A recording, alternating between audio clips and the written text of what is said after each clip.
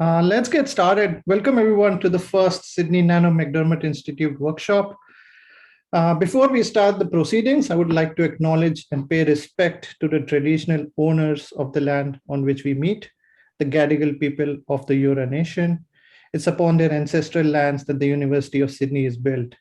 As we share our knowledge, teaching, learning, and research practices within the university, may we also pay respect to the knowledge embedded forever within the Aboriginal custodianship of country. Welcome, everyone. It's really nice to see so many friendly faces, and I'm glad that we are able to host this workshop, and it's great to see so many people. And yeah, we pulled it out in a very short notice, so I highly appreciate everybody's time and interest in this workshop. So as I mentioned earlier, the aim of this workshop is to build new links and collaboration opportunities with academic institutions, such as in MacDiarmid Institute in New Zealand, and of course, our Sydney Nano Institute. The hope is very much that we are able to identify complementary areas of research and strengths and host future events, basically targeted on those critical strengths that we have, plus also maybe initiate an exchange program where we can strengthen partnerships through student exchange, academic exchange, in achieving the sustainable development goals, which we all kind of, all our research is quite tightly knitted to.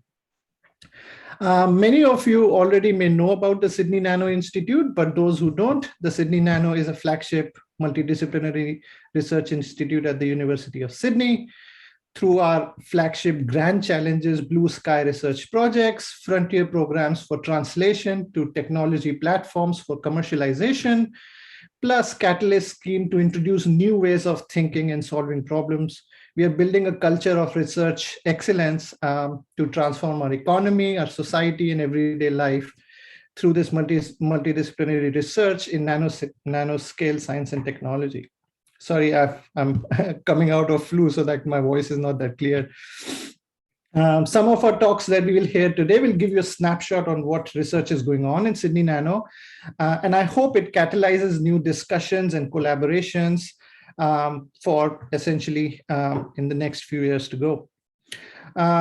Among us, basically, we have Professor Ben Eggleton, who is the director of the Sydney Nano Institute, and I myself, Girish Lakhwani, am the deputy director of the Sydney Nano Institute, and I have a portfolio in academic partnerships. I'm also joined by Professor Justin Hodgkiss and Professor Nicola Gaston, who are the co-directors for MacDiarmid Institute. But before I move on to the rest of the things, can I ask first Ben to say a few words? Yeah, Girish, thanks for that. It's wonderful to be here. I also have not COVID. It seems we're all suffering a bit, but really pleased to be here and wonderful to connect with MacDiarmid, and great that Justin and Nicola have been so supportive. My quick comment is simply to say I find it fabulous that, of course, we know each other so well. We have such strong connections with New Zealand, friendships. MacDiarmid has been around for such a long time. But what I find fascinating is that we were reintroduced to you through the Network for Sustainable Nanotechnology. Your name came up through the network, and when it came up, I said to Girish, that's fantastic. We need to engage and have a conversation with Nicola and Justin and so on. I'm so pleased that we've got to this point today. And as Girish said, it's really only the beginning of the conversation. So I'm looking forward to a sustainable and enduring partnership. Over to you, Girish. Oh, perfect. Thanks. Thanks, Ben. I'm going to kind of ask Justin to kind of say a few words, introduce MacDiarmid Institute. Thanks, Girish, and thanks, Ben. And you're right, so we are old friends, and actually when we were putting this program together, we found that seems like half the MacDiarmid Institute is actually in Australia this week, and some of them are passing through Sydney.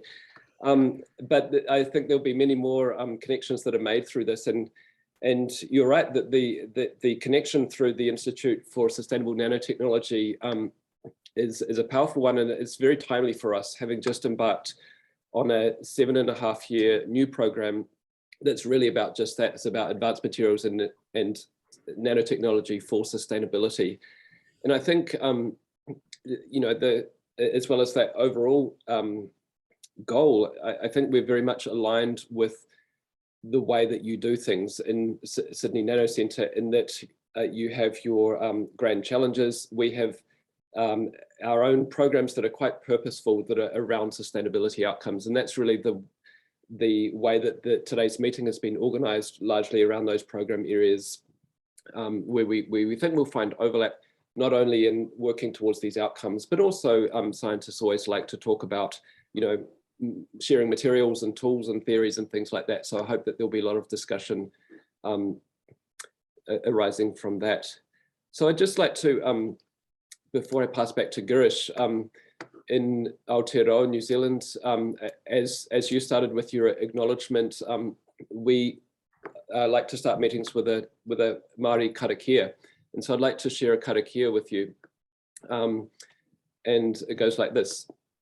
Whakataka te hau ki te uru, whakataka te hau ki te tonga, ki mākinakina ki utu, ki mā taratara ke tai, e hi ake ana te atakura, he tio, he huka, he hau hu, ti hei mauriora. And the translation of that karakia is, cease the winds from the west, cease the winds from the south, let the breeze blow over the land, let the breeze blow over the ocean. Let the red-tipped dawn come with a sharpened ear, a touch of frost, a promise of a glorious day. So I hope you'll agree that's a nice, hopeful and inspiring way to start today's meeting. So I will pass back to Girish, and I think you'll see me again shortly with the first session. That was wonderful, Justin. It's indeed very inspiring. So I think we are now basically almost 2 minutes away from our first session. But before we get started, just wanted to run through a few housekeeping things. Please keep your Zoom on mute so speakers are not disturbed. Secondly, if you keep your videos on, I'll encourage that because we see your friendly faces and it's nicer for speakers to be looking at people while they're speaking.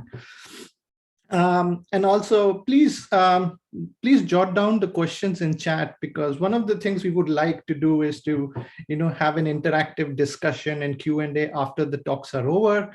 And if you put down your questions on chat, then the discussion chairs can pick them up at the end of the session.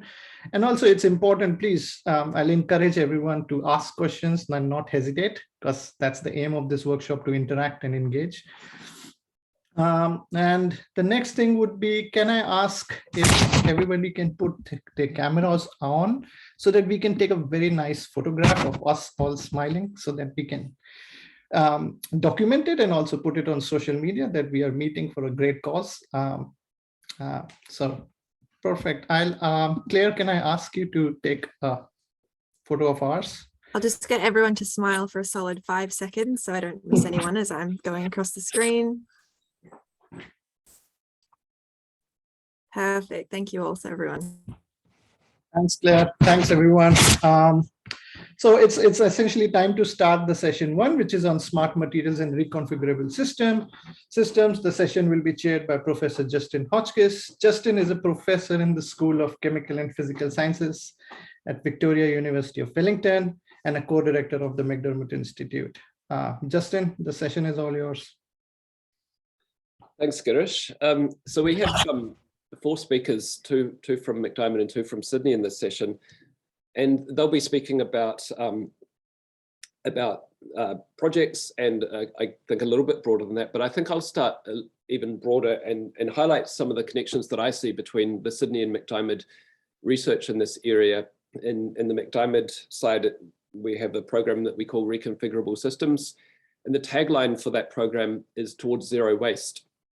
And on the Sydney side, I guess smart materials and one of the grand challenges, and maybe more of the grand challenges around ecoactive building materials. And I think the common threads between both of these programs at the very high level are that it's about the conception of materials that not only minimize environmental impact, but actually have a restorative or regenerative effect on the environment. And so on the MacDiarmid side, we think about this a little bit as the kind of or molecular and nano toolbox, if you like, for a circular economy, materials that can be reconfigured and repurposed for different things. And I see, looking through some of the Sydney research, we see a lot about smart materials that have certain functions in buildings for passive cooling, for example, or for solar energy, for carbon capture. And I think this is really, these are all examples of materials that are not seen as a cost on the environment, but actually have a regenerative effect. So I think you'll see some common threads around the types of materials, which will be quite diverse actually. And also some of the kind of concepts in the MacDiarmid side. A lot of this comes down to program self-assembly and ways of characterizing that self-assembly. A lot of it is around bio-inspired material, whether it's bio-inspired materials or materials that are actually derived from nature and perhaps upcycled to be brought into more high-value applications. And I think in all cases, you'll see that there's quite a clear purpose, but then when you drill down to it, the basic science questions are very challenging and very focused. So I will leave my introduction there, and I will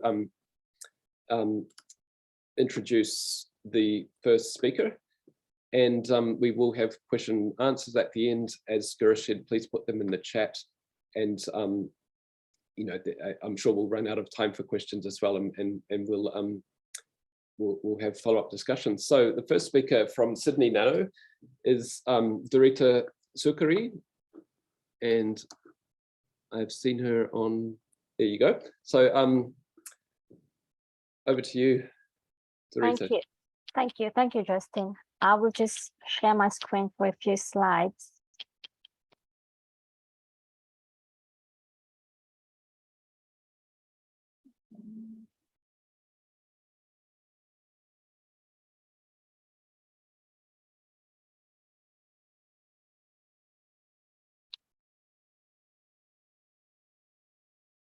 Can you all see that? We can see that it says you've started screen sharing, but there's a black screen. So, oh, yep, here it comes. Okay. Excellent. Over to you. Okay, thank you. Good morning, everyone. So my name is Durita, and on behalf of my team, I will present to you our proposal, Ecoactive Building Envelopes. It starts with the question, what is the city of the future and how does it look like? As a team, we envision a future where cities will no longer be detrimental for the environment, but will instead be an active part of its restoration. The project focuses on buildings because the construction industry alone accounts for 38% of the total global CO2 emissions and 35% of the total energy consumption. With the current urbanization pace, climate change, and slow adoption of mitigation measures, it is likely that cities in the future will face a lack of resources and experience unhealthy environments. So, reducing these impacts is not enough. It is necessary to do more to ensure that our buildings are not the emissions source, but the emissions sink. Our vision proposes a new generation of building envelopes that could give back and repair the ecosystem they work within, hence the term eco-active. The goal is to design and build cities that not only achieve the ambitious 2050 net zero target, but go beyond that towards a positive carbon and resource balance. So imagine a building that uses advanced technologies, nanomaterials, and design strategies working with its surrounding to cool the environment, reducing the heat urban island effects, to harvest water from the atmosphere, supplying fresh water to communities, to capture renewable resources such as the sun to produce energy, to purify the air and store excessive carbon, making it bioavailable for growing food in urban vertical farms. This project takes nanotechnologies outside the lab and brings them into the city. How? By testing their scalability, manufacturing, and performance, and exploring various challenges and opportunities for integration in the building envelope, all while leveraging expertise, experience, and existing infrastructure at the university to make our vision a reality. Our multidisciplinary and engaged team members, as you can see here, includes researchers from 7 schools across the campus, whose expertise ranges from nanotechnologies and applications, techno-economic optimizations of the systems, social and urban aspects of sustainability, and development of digital and physical prototypes. These strengths are of course empowered by our growing network of industry and academic partners. This network is strategically placed to test ideas, innovations, creating a hub for collaborations where industry and academia can work together towards shared and common goals. Thank you. Thank you very much, Durita. That was a wonderful snapshot into this project. So we'll leave questions to the very end of the session. But of course, you can start putting them in the chat already. And I'll introduce the next speaker, who is Associate Professor Catherine Whitby from the MacDiarmid Institute. Okay.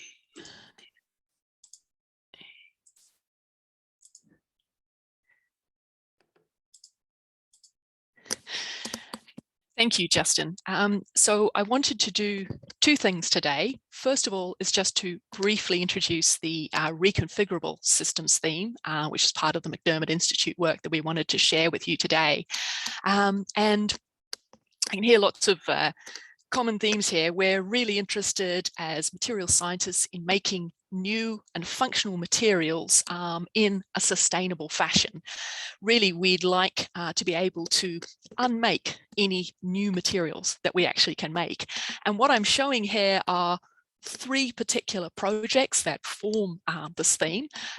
So starting at the top, one of the things that we're really interested in doing is taking, for example, stimuli responsive colloids and trying to look at how we can assemble them into materials that can reconfigure on demand. And you can see just one example there of some work that's being done by Geoff Willmott at Auckland, and he'll be talking very shortly about the work that he's doing looking at the assembly of Janus particles into larger structures. In the second project that I wanted to highlight, we move from the colloid scale to the scale of individual proteins and peptides, where we've got several researchers really interested in assembling these species into high-value smart materials that, for example, can harvest energy. And there what I'm highlighting is a recent publication by several researchers, a number of whom I know are on this call today, where they actually created an artificial photosynthesis system based on peptide and porphyrin complexes that could self-assemble into helical fibers. And the third project that I wanted to highlight is the work that's being done to explore how we can harness Maori custom knowledge to produce new high-value materials from natural resources. And I here especially wanted to feature the work that's being done by Derek Vitti in collaboration with the Northland iwi, where they're taking local endemic clays, and by looking at ways that they can 3D that print those clays into architectural materials for cladding and the like, and in many ways exploring that common theme of transforming a material that perhaps could be regarded as a commodity into something that becomes a treasured possession. And hopefully I've got just a minute left to just talk a little bit about my particular aspect of the research that I do, which falls under project number 1. Let me just see if I can, yes. Okay, so I'm really interested in looking at the behavior of nanoparticles and microscopic particles and how they interact at surfaces and interfaces. And when Justin talked about breaking out the nano toolbox, that really resonated with what I wanted to talk about today, because as part of the MacDiarmid Institute, you get the opportunity to enter into some wonderful collaborations, and hopefully we'll have more after this workshop today. And I've been really fortunate to collaborate with people like Bill Williams and Ebu, who's on the call today, who have expertise in using optical tweezers to manipulate particles to move them around. And together we've started exploring how we can use these optical traps to assemble particles at interfaces into structures that have, as you can see, very different shapes and functions by tuning their surface chemistry, which is some really exciting work. And so I'll stop there and say that's what we're doing in the reconfigurable systems theme. Thank you. Thank you very much, Catherine. Now, our next speaker is going back to Sydney, and we have Dr. Alex Song, who I've also seen somewhere. Alex? Yeah, I'm here. Yeah. Yep. Over to you, Alex. Yeah, thank you, Justin. Yeah, hi everyone. Thank you for coming to this wonderful workshop. I'm going to introduce to you our research on passive cooling and heating textiles for energy sustainability. Again, I'm Alex. I just joined USyd a little shy of a year ago, and I'm in the School of Electrical Engineering. I'm a member of Sydney Nano. I'll give a shout to the Smart Sustainable Building Network, which is recently formed, and I'm part of it. And I'm also part of the team on ecoactive building envelopes of the Grand Challenge that was already a year ago. So what is this passive cooling and heating textiles? So this research starts with the question of, can we cool our body, the human body, and or warm our human body efficiently at the textile, at the local level, instead of the air conditioning? And this can be done in principle, considering one fact that almost 50% of the body heat dissipation is in the form of infrared radiation. And the other 50% is, for example, water evaporation, convection, and so on. However, Alex, are you sharing slides? Oh. Because we can't see the slides if you are. Oh, you can't see the slides, okay. Yeah, just thought I'd make that point before you go on any further. This is coming out of your 3 minutes, by the way, Alex. Yeah. Am I sharing the correct screen? Yep, good. That's right. Yep. Okay. Yeah, sorry about that. I thought I clicked it, but it was not showing. But anyway, then jump over to the actual content slide. So again, the question is, can we cool our body down efficiently by the textiles at the local level instead of the air conditioning? And as I mentioned, a large chunk of the body heat dissipation is in the form of infrared radiation, but this is not controlled in traditional textiles, which is a huge waste. And the significance of this is, let's say if we can maintain our thermal comfort while tuning the indoor set point temperature, for example, in the summer, increase the AC set point temperature by 1 degree, and in winter just lower it by 1 degree, that translates to roughly 10% of energy saving in air conditioning. And that's actually a huge chunk in terms of total global energy consumption by us.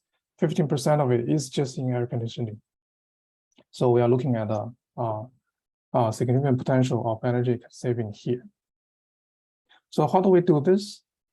The idea is to embed nano structures into textiles, for example, nano air holes and nanoparticles and other things, such that it can effectively interact with both infrared radiation and solar radiation for the outdoors. For example, for cooling, we make sure that the textile release all of the heat thermal radiation from our body, from the skin, while it reflects all the solar irradiation back to the environment. And we developed a set of different textiles for cooling, for heating, for indoors and outdoors. For example, for the outdoors, for the indoors, the cooling textile can achieve about 3 degrees improvement over the traditional textiles like cotton. And this number is actually close to the bare skin. And for the outdoors, this number can be even larger. We achieve a 10-degree difference from the new developed textile called Nano PE to cotton. On the flip side, for the heating, again, the idea is to use textile nanostructures to control thermal radiation. Here, an example of the textile that we developed. Visibly, it looks like just like a white shirt. It's actually thinner than a jumper. But if you look into the infrared camera, this textile looks cold on the outside compared to the traditional wool, which looks hot. And this actually means that the new textile traps the thermal radiation trap the energy to our body, and it's not emitting. That's why in the infrared camera you can't see it. But wool, on the other hand side, is actually strongly emitting. So this means that it's actually losing energy and it's not efficient in keeping you warm in the winter. And the improvement that we got is about 7 degrees for the indoor environment. And right now we are trying to apply this same principle of manipulating thermal and solar radiation by nanostructures in polymers and other materials. And we're trying to apply this principle to other objects like buildings, the facades, the roof, and also to the windows. And thank you very much. Thank you very much, Alex. Excellent. And I will just introduce the final speaker, Associate Professor Geoff Willmott from MacDiarmid, who's actually in Australia right now, I believe. And then we can have a discussion for a few minutes. Geoff.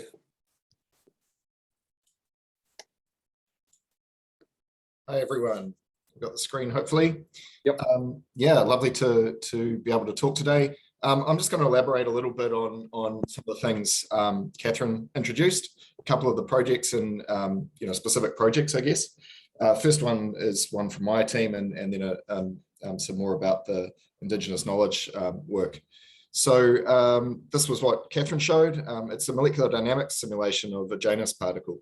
So we are interested in these asymmetric particles because they can form, higher order assemblies and hierarchical assemblies, and potentially do that on a make and a remake type basis, so that you've, like a Lego type scenario, which gives us more sustainable materials. But one of the things that we focused on in my team is the dynamics of how this happens. So before you assemble a large structure, you need to assemble 1, 2, 3 particles. And we can study how this works using molecular dynamics. That's one particle. We moved on to 2. So how do a couple of particles stick together and break apart? And this is in a shear flow, for example. I think they break apart in a minute. There they go. And then move on to larger structures. This was like a toy protein type structure where, different parts of the chain have different hydrophilicity, and they form clusters in different ways depending on how you set that up. And then, rather than 1 or 2 particles, you start to go 3, 4, 5 and look at the types of clusters that can form. So that's a nice kind of theoretical and simulation type project, but we've started trying to do this as well in microfluidic devices. So here you can see these are 2 Janus particles. Hopefully you can see that they're light on one side and dark on the other. And you try to arrange for them to meet and then observe their orientation as they meet. And the next slide shows that latter thing. So trying to analyze the orientation of these things as they interact and move along. And, as I say, once you can do 1, 2, 3, then hopefully you can do many and understand how to build higher order structures. And in the other minute I've got, I'll just highlight some more about the harnessing Maori customary knowledge work. So another project that is being led by Chris Bumby from Robinson Research Institute is working with Tainui Kawhia Forest Trust Board. And there they have a strong iron sand deposits within their rohe on their land. And so they're interested in how can we use that iron sand to create high value materials. And so this team is looking at how to sinter ceramics together to make those. And another thing just on the 3D printing, I'll highlight what Derek did. So this is a sculpture in downtown Rotorua, which is 2 or 3 stories high.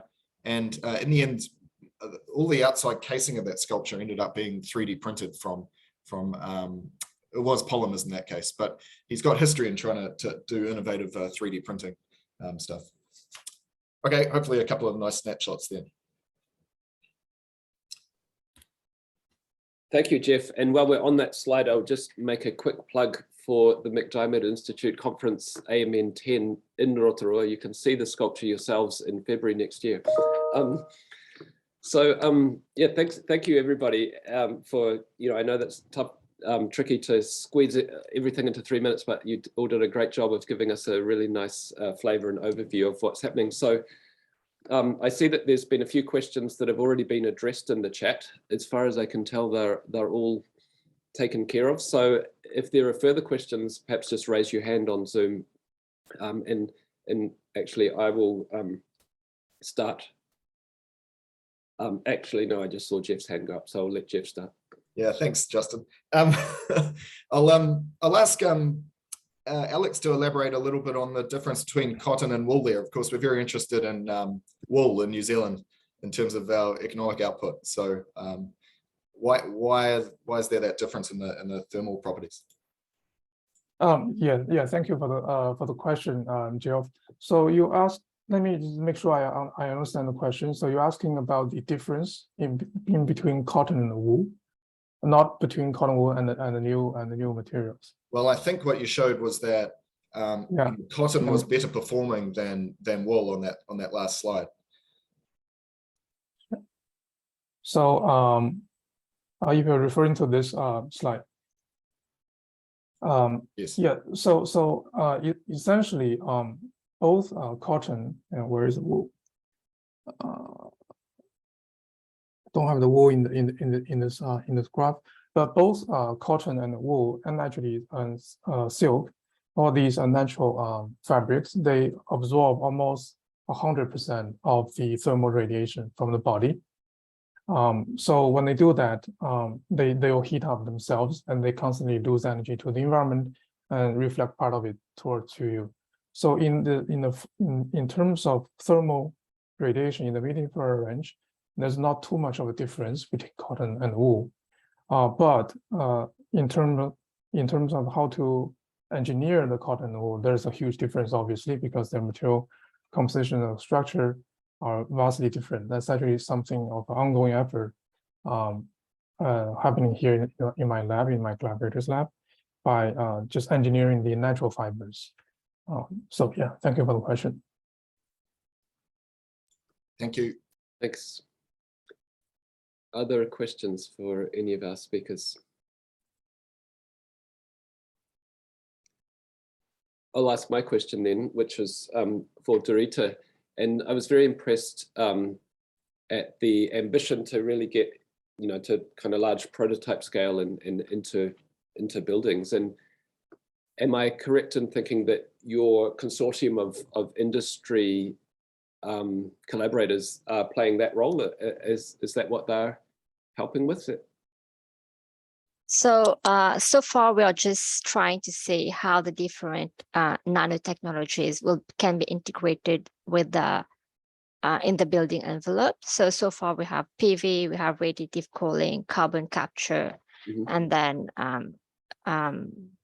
water capture. And then the second step will be, yes, of course, all the different industry partners will be involved to for the next steps. Yeah. Excellent. We'll be very interested to follow that project. We do have time for another question, if there is one. I have a question. I have actually two questions, if I may. So I have one follow-up question for Catherine. So for the nanoparticles are forming into periodical shape, are these particles like are they in a solution or are they freestanding, standing on some surface? Maybe I missed that. No, I probably didn't explain it clearly. So they were in solution, and when we use the optical tweezers and optical trap to actually drive the particles to assemble at the surface of the water. So you can imagine them kind of like forming a film at the water surface. I see. Okay. Yeah, thank you. Another question for Geoff, actually. So I see that you showed animation, beautiful animation where the two particles come together and they stick together. How strong do they? How do I formulate this question? How easy is it to break them apart, and how strong they will stick together? Yeah, well, of course, this becomes a chemistry question about how you have modified the surfaces to create the interaction, the asymmetry. Sorry, sorry to interrupt. Are they van der Waals forces? Sorry, are they van der Waals forces? Yeah, right. So in the molecular dynamics, it's equivalent to a van der Waals force based on hydrophobic hydrophilic attractions. Yeah. I see. Okay. Yeah, thank you. Thanks, everyone. Yeah, fantastic presentations and discussion. And I will hand back exactly on time by my count, hand back to Girish to transition to the next session. Thank you.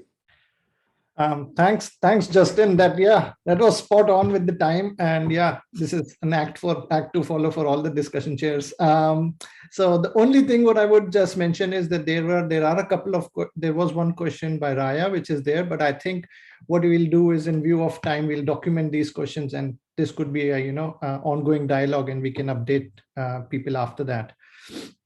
So just to get on with the second session. So the second session that we have now is going to be on future computing and quantum computing. And the discussion chair is going to be Professor Ben Eggleton. So Ben is a professor in physics in University of Sydney and a director of the Sydney Nano Institute.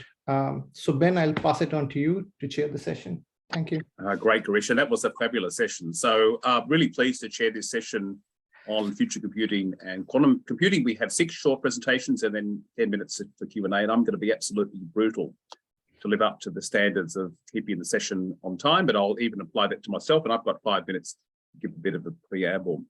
So sustainability is central to Sydney Nano strategies and those of the MacDiarmid Institute, and those UN sustainability goals are more and more important, the shared language, a currency that we share with our global partners for addressing sustainability.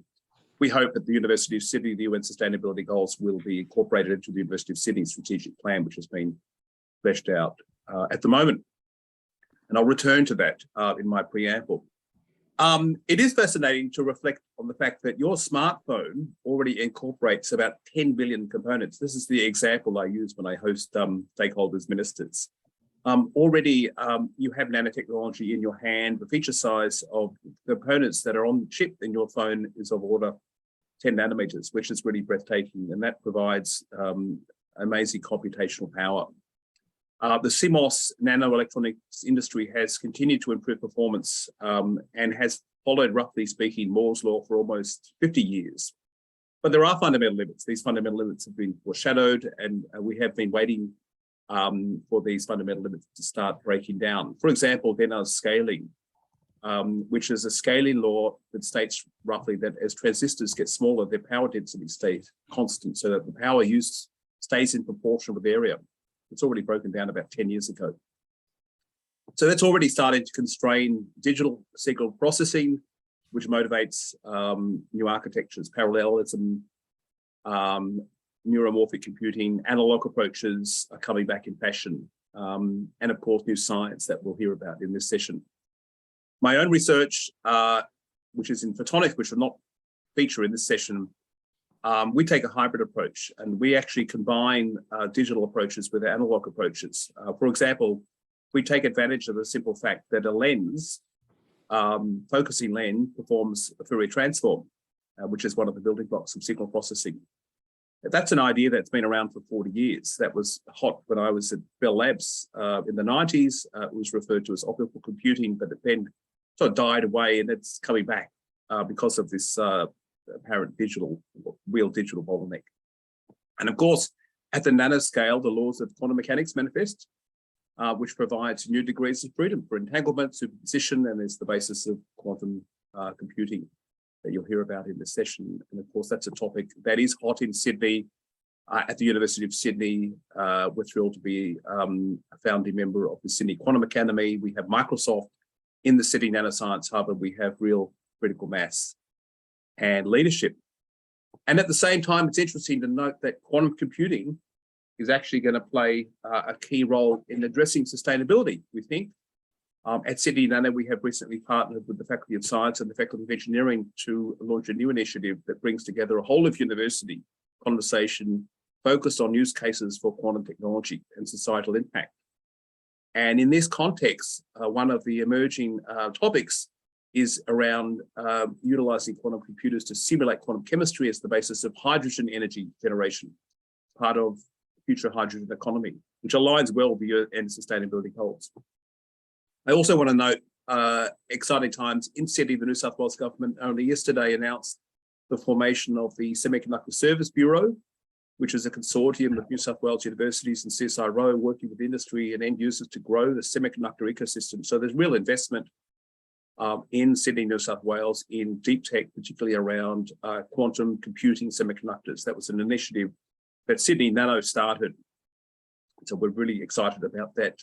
And finally, to note that there are some really fascinating fundamental research problems that are going to be addressed, and you're going to hear about in this session, that relate to new low energy computation approaches to electronics, for example, based on quasi-particles, superconductivity, spin, topological order. So I'm looking forward to hearing from MacDiarmid on this front. So that's all from me, just a bit of a perspective. I'm really pleased to chair the session. Andrew Doherty, I'm going to hand over to you, and I will give you the 3 minutes, and your time starts as soon as your slide appears. Oh, that's very generous. I feel like I should, that my time should start now. So can you guys see my slides? Yes. So firstly, an apology. I have to go and duck out of this call to be on a promotion committee briefly, and I'm really hopeful I'll be back in time for questions. Something about me, I'm Andrew Doherty. So I'm one of 3 senior academics in a quantum physics theory group here at the University of Sydney. And our work is in one way or another related to quantum computing. So in fact, I did my PhD with Dan Walls at the University of Auckland in the mid-90s. And so I know New Zealand well. I've got lots of friends and family there. And I know some of you on the call. So it's really exciting to be part of this. My colleague at Sydney, Anna Grimsmo, also spent a lot of time at the University of Auckland working with Scott Parkins when he was a PhD student. So we've got really strong links with New Zealand. What are we sort of working on in the group? So in the group, we're working, we like to work with qubits. If you open a newspaper at the moment, you'll be inundated with news about quantum computing. So this idea of isolated quantum mechanical systems that we can manipulate, particularly for computing. But I would say there are lots of other motivations for that, sensing, analog simulations of complex physical systems, including interesting materials. Fundamental physics measurements is a big and growing area that we're interested in at Sydney. But there's a really big challenge there, which is whatever the qubit is, if it's an artificial atom that's built out of a superconducting device or a semiconductor device or a photon, as Ben just alluded to, then there's always some kind of noise. There could be electric or magnetic fields that you don't want hanging around, and those things will destroy your qubits. There's sort of 30 years of history in the field now about how do you address that, and in particular, a very important set of ideas that go by the name of error correction and fault tolerance that lead us to believe that you can actually overcome noise in qubits and build large computing devices. But one of the issues there is that these often exotic cryogenic systems, these error correction methods rely on a large overhead. Like if you're on a cell phone call in a rain shower, suddenly everything slows down because you need to send many bits to recover from the lost and flipped bits. 30 seconds. So the main research directions that we have in the group are how do we design better qubits? Noise protected qubits. And so you're looking here at both a superconducting device and a semiconductor device. Another big direction in the group is how do you design these better error correction and fault tolerant methods, whereby better, I mean more efficient, smaller devices, more useful. And then the other big area is experimental collaboration. So the picture at the bottom is a semiconductor device from my colleague Stephen Bartlett's collaboration with Andrew Jurek's group at the University of New South Wales. But we have collaborations at Harvard and Copenhagen and many other experimental groups in the field. And my time is probably up. Is that right, Ben? Thanks, Andrew. Brilliant. Thanks, Andrew. Good luck with the committee. We'll move on to the next speaker, Professor Simon Brown from the MacDiarmid Institute. All right, hopefully everybody can see that. Yes. Cool. So I just wanted to start by, as Justin pointed out, reminding you of AMN 10, which is not very far away now. The abstract deadline is even closer. Oops, and I can't change slides for some reason. Okay, there we go. So my current research is on brain-like computing using networks of nanoparticles, and you can see a typical device illustrated here. The basic devices, they're composed of groups of nanoparticles, and it turns out the interesting parts are the junctions between the groups, the little red lightning bolt things there, which turn out to act a bit like neurons. So the work we're doing is actually pretty similar to work that Zdenka Kuncic is doing at University of Sydney, although her building blocks are nanowires and ours are nanoparticles. There's probably swings and roundabouts, advantages and disadvantages of both kinds. So I'm just going to highlight a few of the key things that we've done over the last couple of years. The first one is that a few years ago now, we demonstrated that these neurons in our devices generate little spikes of electricity, which are very similar to the spikes generated by real biological neurons. And it turns out if you analyze those patterns, you can show that the networks are critical, which is believed to be one of the most important things for efficient information processing. So where we're going with this is to do things like reservoir computing, where you feed some kind of signal into the network and you either use the outputs to do a kind of classification of the input waveform or to do a time series prediction task, for example. This is some slightly more recent data where, using some fancy new equipment measuring at much higher frequencies, we were able to analyze the stochastic behavior of these little neurons. The spikes of electricity come from the formation and breaking of these atomic scale filaments. And we showed that you could actually generate very high quality random numbers using these spike trains. More recently, we've been doing lots of simulations. One of the key things is to understand what is the impact of connecting some electrodes to your network. 30 seconds. Turns out that they do actually affect the signals through the network. And aligned with what Zdenka's doing, we've been looking at how does stacking of the nanowire networks make a difference to the computational power. We've got lots of things on the boil. We've been working on lots of different materials of various kinds and expanding into sensing and other things. We think there are a lot of different collaboration opportunities and lots of different interesting applications to explore. Thank you, Simon. Fabulous. Lots of questions we'll come back to. We'll move right along. That was 3 minutes exactly, so 9.5 out of 10 there. To Dr. Ting Tan from Sydney Nano. Ting, over to you. Right. Let me share my screen.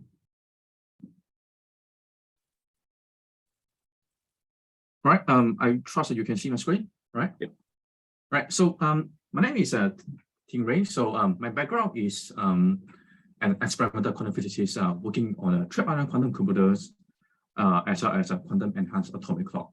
So here I will just briefly tell about one of our projects to share with you our very recent and exciting new result in using these quantum computers based on the trap ion systems to implement a new way to perform quantum simulations of quantum chemistries. And our approach can be highly efficient to solve certain class of chemistry problems. So this device is actually at room temperature. So so it's quite accessible actually. Right. So to this audience, I don't think I need to say much more to motivate that chemistry plays an integral and important part of the society as well as the economy, right? Because chemical processes are everywhere. So we even know how to use some of these processes at a large industrial scale level. But many underlying principles of these processes are actually not very well understood at the microscopic levels. So having a better understanding will allow a more efficient way to perform these chemical processes, which can benefit the society as a whole, right? For example, we can use less energy and then we can do the process faster as well. So in short, the challenge of this kind of lack of understanding comes down to not having enough memory in our conventional classical computers to properly encode the chemical systems, because these chemical systems are intrinsically quantums. So that brings me back to the research program that we are currently pushing in collaboration with the Ivan Kasal group, also here at the Sydney Nano. So we bring together, what we do is we develop scientific instrumentations and hardware infrastructures centered around trap ion systems, which is one of the leading platforms to implement quantum computers. And together we develop new and novel schemes to encode molecular systems and molecular dynamics onto trap ion systems that we know how to control very, very well in the lab. So in particular, in our new scheme, in which we call the mixed Q-tin boson approach, we found that with only one trap ions together with the motional ions, we can encode and solve problems that usually takes about 30 qubits if you use a conventional other quantum methods. 30 seconds. All right. So what we do is we bring together the hardware and the software together, and then to perform scalable quantum simulations and spectroscopy that can provide valuable insight into quantum chemistry. They are super challenging to be solved using conventional computers, right? So we have some preliminary result here that verify the validity of our approach, right? So that's all, and thank you. Thanks, Ting. Perfect timing. Great stuff. We'll move on to the next presentation from Dr. Natalie Blank from the MacDiarmid Institute. Natalie, over to you.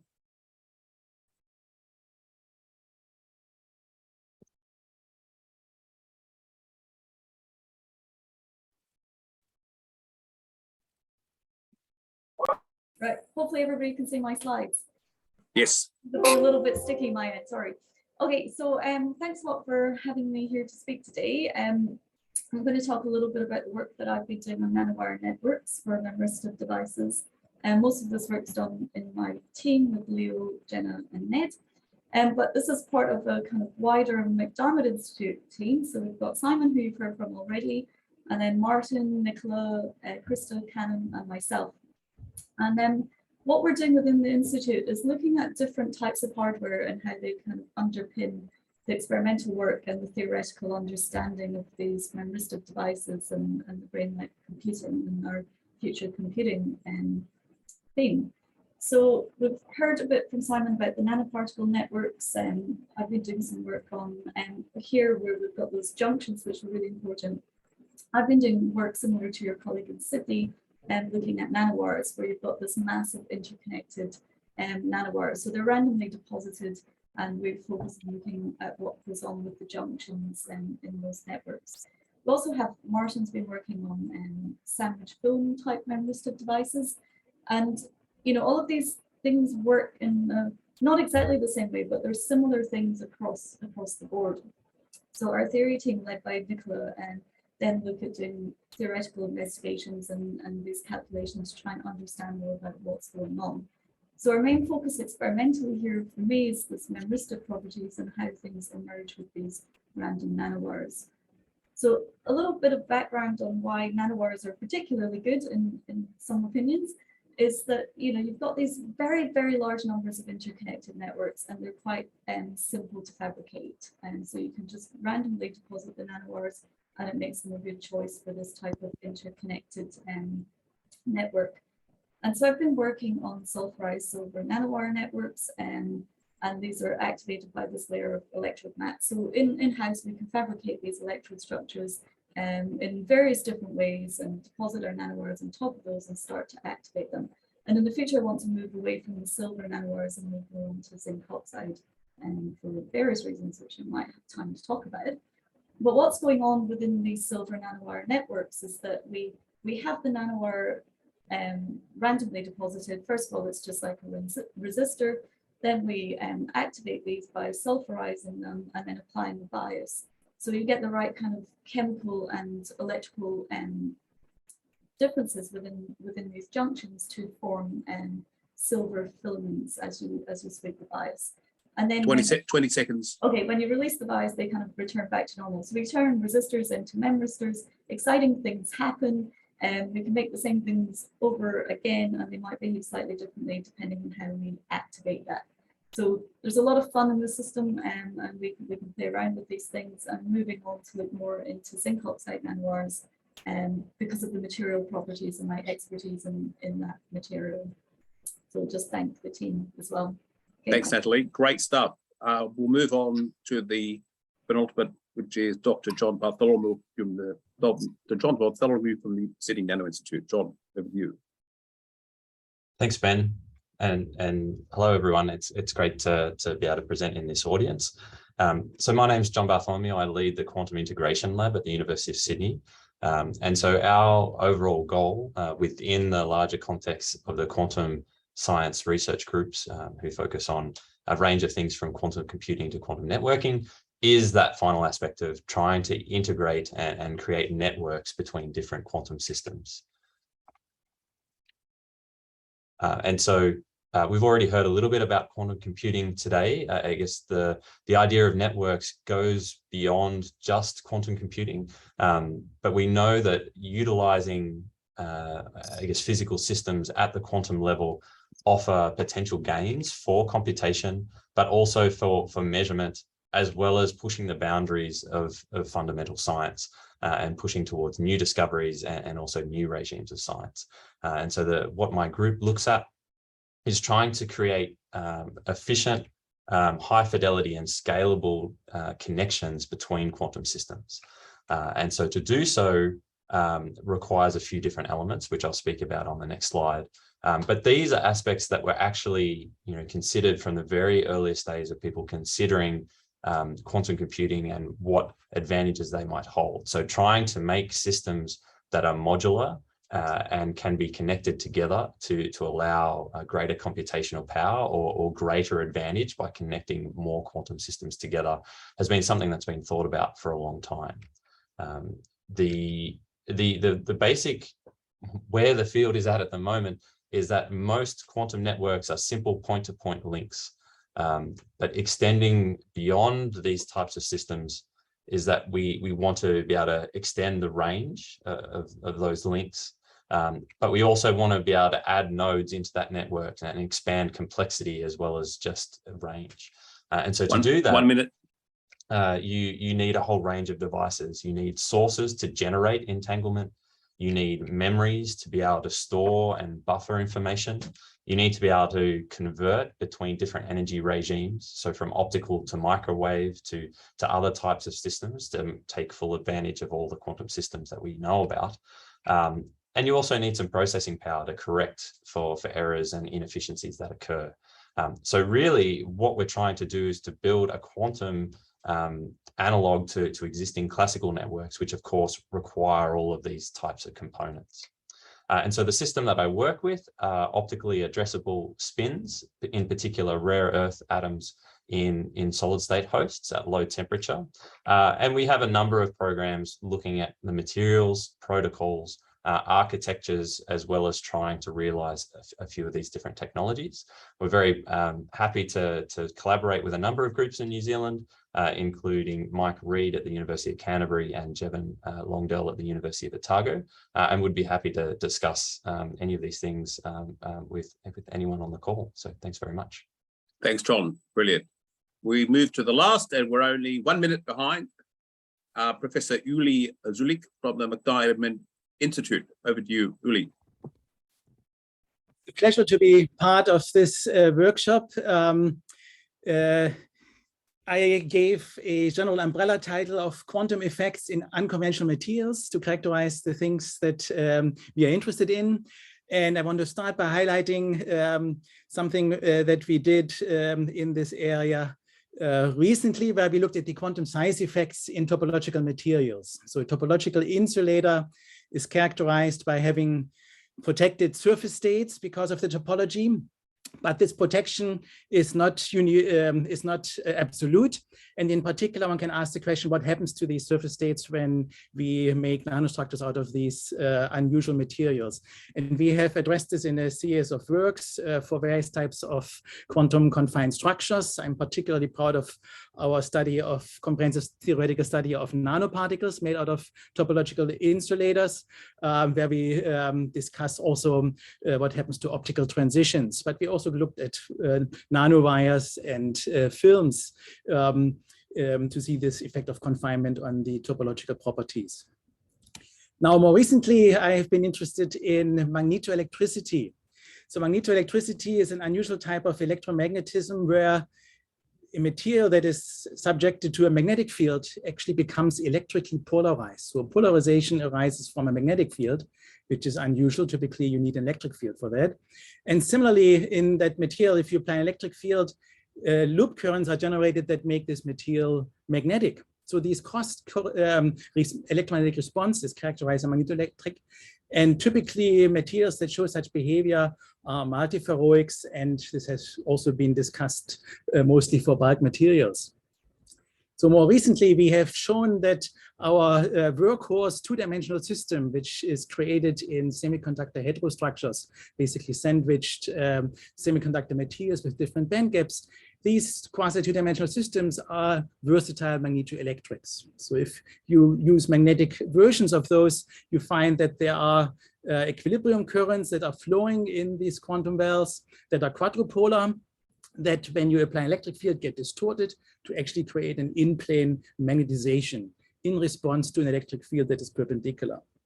And similarly, if you apply an in-plane magnetic field to these systems, you actually distort the bound state in that quantum well to shift over and thereby creating an electric polarization. And the magnitude of this magnetoelectric effect you can actually adjust by the quantum confinement. So we've also written a review about magnetoelectricity in two-dimensional materials, giving a broader overview and also discussing some methodological aspects for characterizing this phenomenon. Now, I actually am very much interested to explore possibilities to simulate interesting many particle and solid state type phenomena on noisy intermediate scale quantum computers. So we actually currently use the IBM quantum platform in our teaching of quantum physics in our undergraduate program. We make our students perform basically a Bell test experiment. And so that's a lot of fun. But what I'm really interested in is to actually explore some possibilities for using these systems in research. And some people have done great work about in this area already. Stefan Rachel from Melbourne has essentially created a time crystal, which is one of those strange phases of matter that had been predicted and controversially discussed for a while.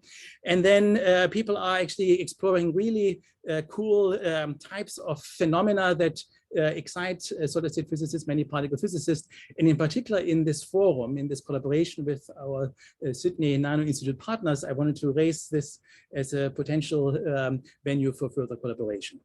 So thank you very much. Thank you. I think Ben has lost internet connection, so has been thrown out of the Zoom. So he will log in as soon as he is able to retrieve his internet. Did I benefit from that failure? Let's see. I'm done anyway.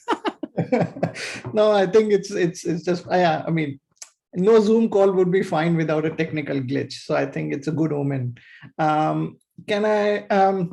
So by the time Ben joins, does anybody have any questions? I mean, I had a few questions in the chat, which I already put in, and I see they've been answered. If anybody has any questions, can you just raise your hand if you have or want to unmute and ask?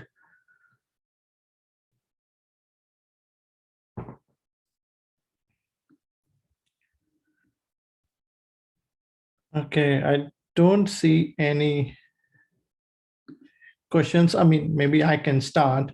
So I mean, maybe this question was for Ting. Can you, hold on. I'll reserve my questions and I get to Nicola. Sorry, Girish, I didn't want to butt in. Oh, no, no problem. But I did have a question for Uli.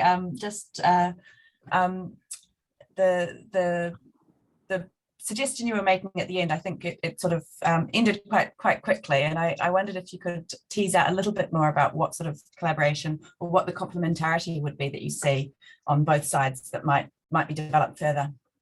So basically, we have interest in various types of phenomena in the solid state where we have exotic excitations or unusual correlations.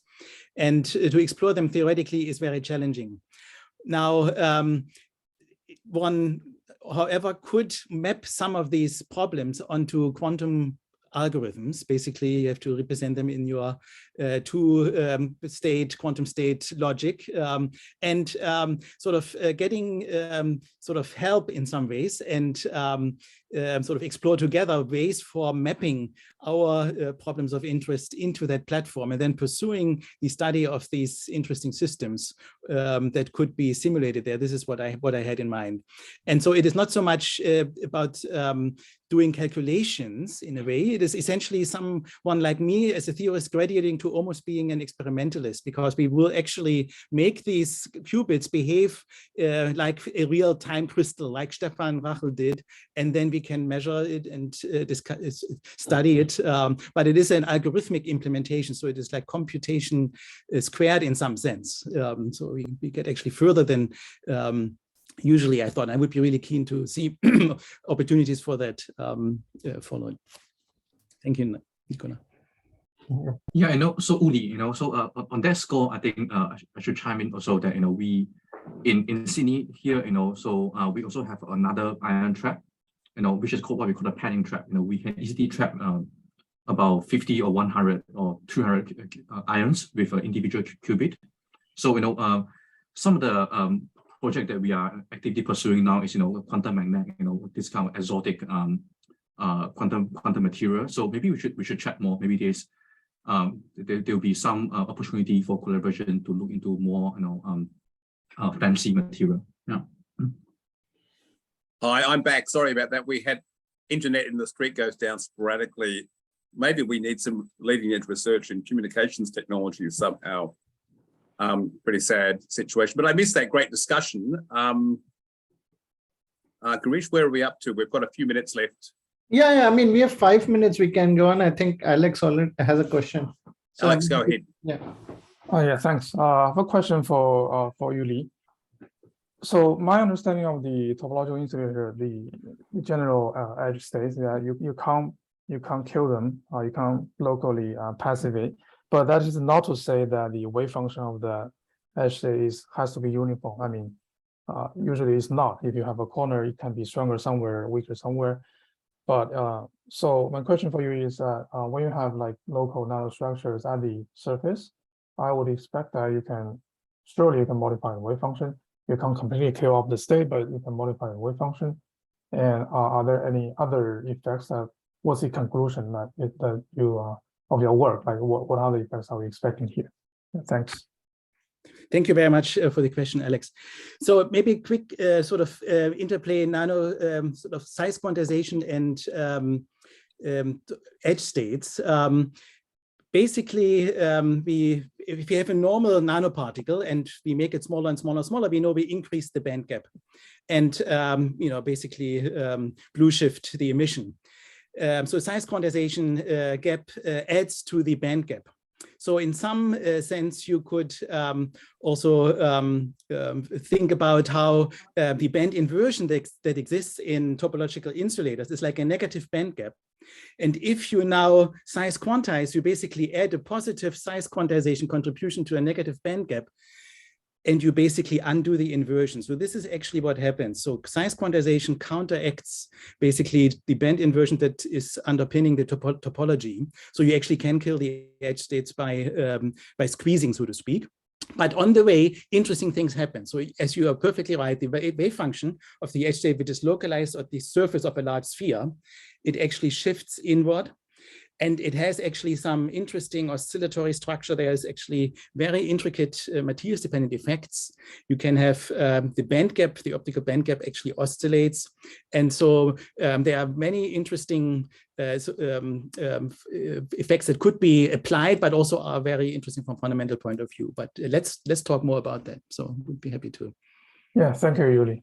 So by the way, this reminds me of the Bernoulli-Hughes-Young model in HGT quantum wells, where you have different thicknesses, the band inversion happens at some critical point. Is that remotely similar? Exactly.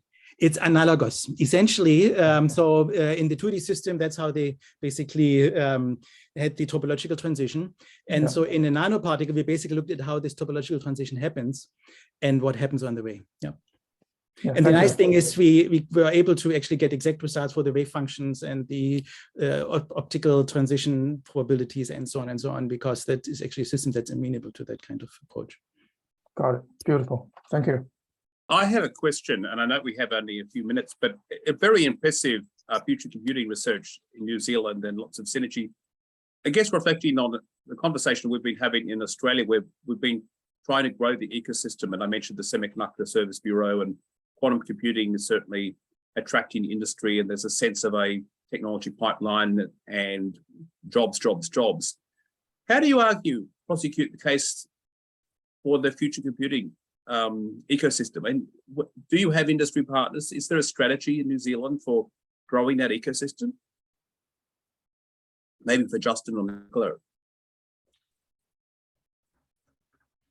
I was actually going to throw that to Simon. Thanks very much, Nicola. I think in short, there isn't much of a strategy in New Zealand. I mean, this is one of those things where we're pretty small, and it's hard to point to end users for this kind of technology, unfortunately. I mean, it would be interesting to find out more about what's happening in Sydney that you've just been talking about. I mean, I don't know whether you've got information that you could circulate that we could have a look at, and then perhaps catch up with you later. Yeah, of course, sure. I mean, look, there's a lot to be gained by partnering, but I mean, it's the same issue in Australia. We kind of ignored the computer high-tech semiconductor industry for 30 years. We didn't invest, and now we find ourselves, on the one hand, playing catch-up with the Semiconductor Service Bureau to grow that ecosystem. But of course, quantum has come along, and it's got its own agenda, and it's got great engagement. But we're always under pressure from our stakeholders at the state or federal level or at the university level to have that impact pathway and to grow the ecosystem and jobs, prosperity, and all of those things. But look, happy to have that conversation. I think we're all. I'm going to add a bit more to that, Ben. Yeah. And obviously we'll be having a chat at the end of this workshop about the impact of all of our work and the different ways that we support that. And so I think for us, a big part of our narrative around the impact is that the programs themselves are very fundamental science driven. And having been around for 20 odd years, we have numerous examples of research being commercialized that has come out of these fundamental areas of work, but that isn't necessarily the kind of thing that you would have predicted from the purpose of the original program. So we have a very strong impact strategy around our graduates, really training them on these very fundamental science topics, and then seeing where they support and grow the science ecosystem and the commercialization system in New Zealand. You know, that's really our argument. Yeah, I mean, that's a good strategy. It resonates with me. I mean, Kudos was very similar in its philosophy. At the end of the day, you know, we planned all sorts of impact pathway strategies, but at the end of the day, the main benefit to the economy is the graduates' skills and the ecosystem you create through the people that you've trained, and they go on to do good things. So definitely resonate with that. But look, it's a good conversation to have. So let's come back to that. Girish, I think that's the end of our session, and I'll hand over to you. That was great stuff. Thanks, everyone. Sorry for me dropping out here, but great stuff. Thanks, Ben, and thanks everybody for your contribution. So we'll now move along to session 3, which is on sustainability and catalytic architectures, and essentially towards zero carbon. The chair for the session is Professor Paul Kruger, who is a professor in University of Canterbury and also Deputy Director for Stakeholder Engagement at the MacDiarmid Institute. So Paul, the session is yours. Okay, thank you. I think we might be slightly behind. I'll try to make my introductory comments shorter, but thank you, Girish, and thank you for inviting me to chair this session. So yeah, as Girish mentioned, sustainability, catalytic architectures / towards zero carbon. I think in 2 words, yeah, zero carbon is what this session is going to be about. So what are the, let's remind ourselves, if we're going to, what is the carbon problem? What is carbon? And carbon appears in all of the things that we do. And with greenhouse emissions as they are, often good to remind ourselves where's all this carbon coming from? And with human enterprise, what are the major contributors, and what are the potential challenges that we can address and attempt to answer through and from a MacDiarmid perspective in some way addressing that carbon footprint that comes from these various sectors. So if you remind, and just segueing to a discussion or some of the concepts from earlier where Durita was talking about building envelopes, making more, thinking about the holistic building as being a carbon neutral entity through construction and through its lifetime. Can you use those systems to address those issues?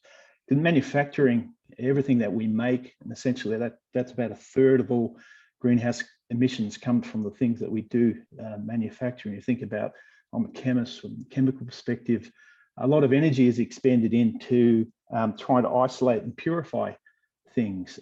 The fossil fuel industry, separating fractions of distillates, for instance, separating gases from complex mixtures, which are very intensive within industry. And you'll see that some of the discussion that we have today, we're looking at potentially better ways of separating complex mixtures, and that ultimately can address that big footprint within the manufacturing part. Next, if we think about electricity is another just less than a third. Fortunately, in New Zealand, we're 80–85% green, so hydro generated electricity. So our footprint, I think the South Island and where I reside is essentially 100%. We just unfortunately have to power that North Island where the major population base resides. So handling energy and making energy through renewable processes that are less reliant on fossil fuels is obviously a place where we can really reduce our carbon footprints. Another biggie is the transport sector, which ultimately contributes in the order of 15 to 20% of all greenhouse gas emissions. So the electrification of transport, or the manufacturer of, and we'll see in the talk, one of the first up talk, the manufacturer of sort of less carbon footprint fuels, and we'll see on our first talk in aviation, better aviation fuels. And then agriculture is a big problem. Obviously, New Zealand is a very agricultural centric country, and that's in about a fifth of our emissions or more come from the agricultural sector. And then another component, and again segueing to the first talk we had at the beginning, was our built environment is a great contributor. And I think Alex mentioned that for every degree in temperature you can reduce through HVAC systems is 10% energy saving. And of all the energy expenditure, heating and cooling is a massive footprint. So how do we address those systems? So some of the talks, we've got 6 talks presenting now, and we'll give you a little bit of a flavour of both what Sydney Nano and what MacDiarmid has to offer in this place. So I won't take any more time. I'll pass over to, I think it's Nicholas as our first up speaker. I will follow the approach that Ben had in my chairing, and I'll jump in when you have 30 seconds to go. So I'll ask Nick to share his screen. Thanks very much. Can everyone see my screen? Yep. Great, okay, let's kick off. All right, is that on full screen for everyone? Not quite. It's kind of okay. Presentation mode. Yeah, okay. We can see the slide quite clearly though. Right, and what I'll do is turn it off. Maybe that will help. Let's try again.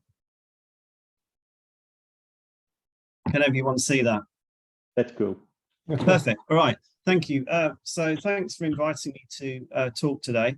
Representing the solar fuels group at Sydney Nano, and it's being led by Feng Wang and Anita, and that, as well as the group, the leaders, sorry, Feng Wang and Anita, we have a significant group of other people in the team from USID, and we also have some international partners as well in the group. in a vast array of expertise within the solar fuel group. So really, if I can get straight into what we're talking about, sustainable aviation fuels. If you were to look at a very basic definition, it's any fuel that's carbon neutral or non-carbon that meets an aviation standard. So you can put it in an aeroplane and fly it legally within the current aviation system.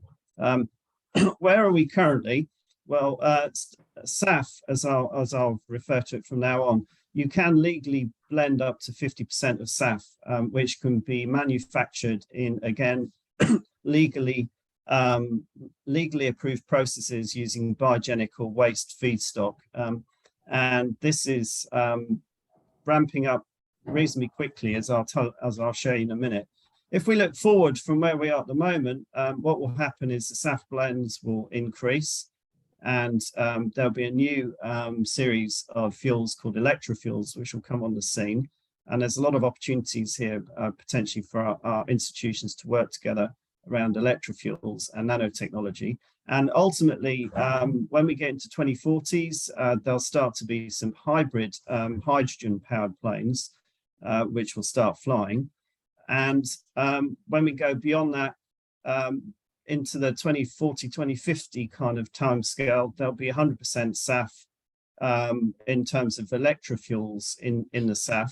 And there'll be more and more hybrid or pure hydrogen-powered aircraft, ultimately leading to 100% hydrogen. This is what everybody seems to be saying beyond 2050.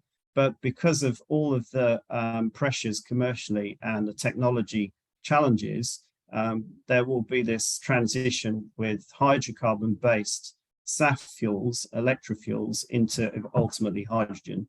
So we have a significant opportunity in this region to make these fuels and generate technology. There's a sustainable fuel plan currently from a major organization called IATA, which basically reflects what I just talked about, and that outlines the challenges that we have to face. And they believe that initially we'll be up to as much as 65% through the hydrocarbon type SAF, and 13% by 2050, but that's going to change. There'll be carbon capture and carbon offsets as well in the mix to get aviation neutral, carbon neutral. But again, it's a big challenge which has now been roadmapped. In terms of the bigger community, there's very big players now in sustainable aviation production, from the biogenic and waste fuel. And also the US. You to wrap up now, Nick. Yeah, okay. The US is committed as well to major production. So Air New Zealand and Qantas are also taking up SAF. And the technologies in the institutions we can look at range from direct air capture to materials for solar power to hydrogen production. So I'll stop there. Thanks, Nick. Okay, I think we'll pass over to Shane, who's going to talk a little bit and address some of the points brought up there as carbon capture. Shane, are you there? There you are. Oh, I'm there. Yeah, thank you. Thanks, Paul. So let me just share my presentation. Time starts when your screen appears, mate. Oh, God, pressure's on. Okay, was that sharing? Not yet, not full screen yet. Not full screen, but. That's it. Okay, is that it? Yep, go. Okay, cool. All right.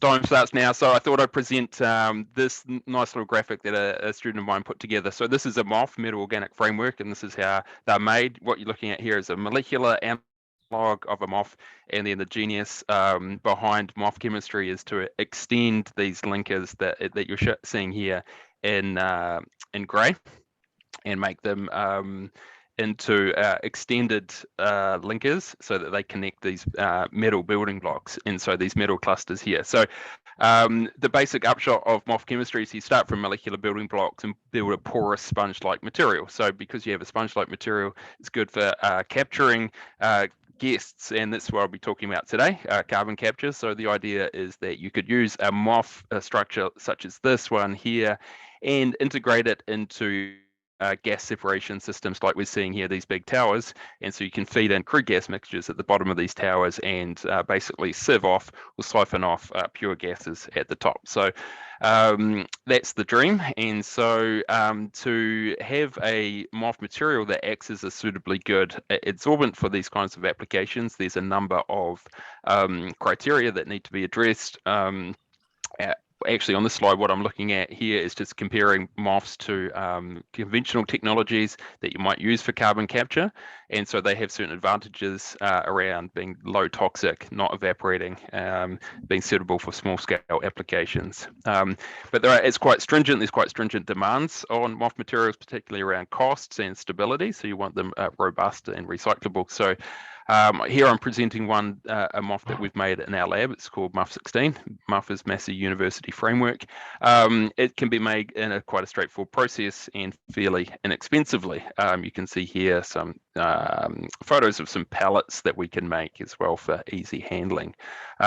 We know all of the details of the structure, and the most important factor of the structure is what's not there, and that's the void spaces that can be used for capturing gases such as CO2. So here I'm showing a structure where we have the CO2 trapped in the pores of this material. So we can measure how good it is at taking up CO2, and in particular, or actually more importantly, is how poor it is at absorbing other gases. So see here the uptake of CO2 and the black dots there, but all other gases, including small hydrocarbons. 30 seconds, mate.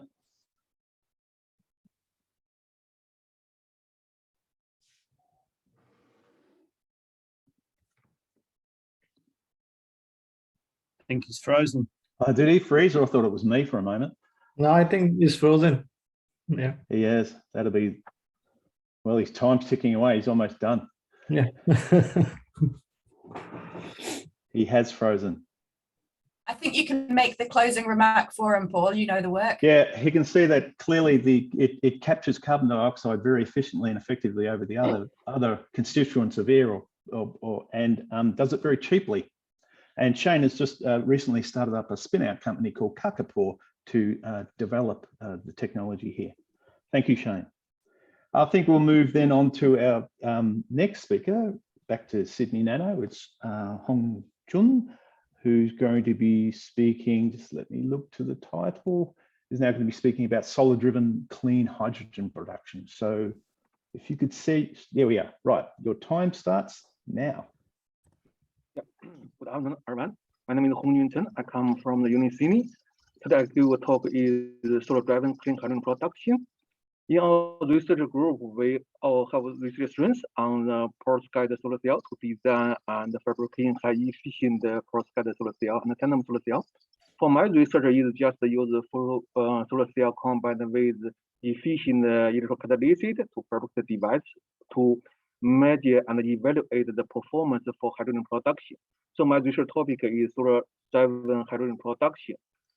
Now I just highlighted two recent research work. This one is I use electrochemical method to fabricate ultra-abundant, high-efficient catalytic. One is hydrogen evolution cobalt phosphide. The other is oxygen evolution and nickel hydroxide. Modified them on perovskite solar cell and as a monolithic photon anode and photon cathode, because the perovskite solar cell can provide more than 1 volt. Two perovskite solar cell can provide enough voltage to drive the water splitting for overall water splitting without any internal bias input. So this work can achieve current density more around 8 milliamps per centimeters, solar to hydrogen conversion efficiency around more than 8%. And this is our recent research work. This is just the compare the difference between the traditional water splitting and our design, the new scheme. And for the traditional water splitting, this is produce hydrogen on the cathode and oxygen on the anode. In order to inhibit the formation of the potential explosive gas mixture, we must use expensive and selective membrane, and oxygen is quite abundant in our atmosphere. And because this reaction is a sluggish reaction, we must input a huge over voltage to have this reaction happen. Considering this, we have designed a new scheme, and at the anodic side, we want to deposit the polymer instead of oxygen evolution. And there have some advantages for this because the polymer is solid and this can easily be separated with the hydrogen gas at the cathode. Second is they require only voltage less than 1.1 volts. It can achieve hydrogen evolution and polymerization process. And more importantly is the analytical product of polymer is high economic value than the oxygen. And let's check the performance. If this is deposited on the titanium, this can reach current around 15 millimeters. After remove this, the second round of deposition is much higher. The power utilization, this is driven by 2 silicon solar cells in series connection. We can see the power utilization around the first is 93%. The second round is around 99%.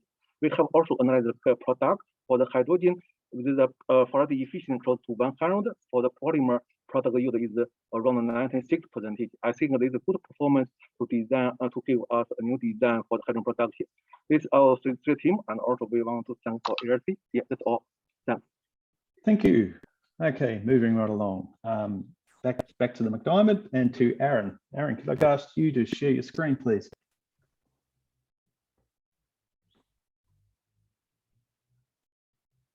Aaron? Oh, there you are. Yeah, sorry. Okay, your time starts when you go full screen, mate. Thank you. Can you see that all right? I can see it. Yeah, full screen. Okay. Computer doesn't like that. We can see it pretty clearly like that. If you we got it now. No, it's still not full screen, but you can start anyway.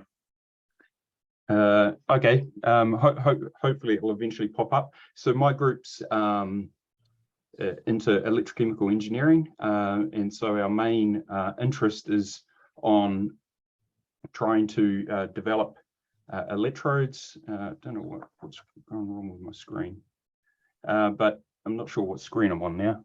Geez. So my main interest is developing electrodes for electrochemical CO2 reduction or water splitting reactions. And the most important thing is when we do our tests, we normally test in aqueous solutions. And one of our big interests is understanding what happens when we scale up to other, larger scale devices and how that activity changes because of those scale up issues. So for example, in CO2 reduction, we've got issues with gas solubility, gas transport, equilibrium in the solution and things like that. And then in water splitting, we've got things like multiple length scales of our electrodes going from, micron and large micron sized pores up down to nanoscale porous structures. And so what we really try to do is understand how these effects all interplay with each other. My computer's crashed, of course. Geez. There we go, last slide. And so how we get around this sort of thing is we look at a range of techniques to either control the mass transport. So it might be rotating electrodes or flow cells and try to understand how that mass transport influences the reactivity of our electrodes. Or we use a range of modeling and simulation techniques to understand how the porous structures influence reaction rates. So for example, we can fabricate model porous structures or rough structures and then run multi-scale simulations of that.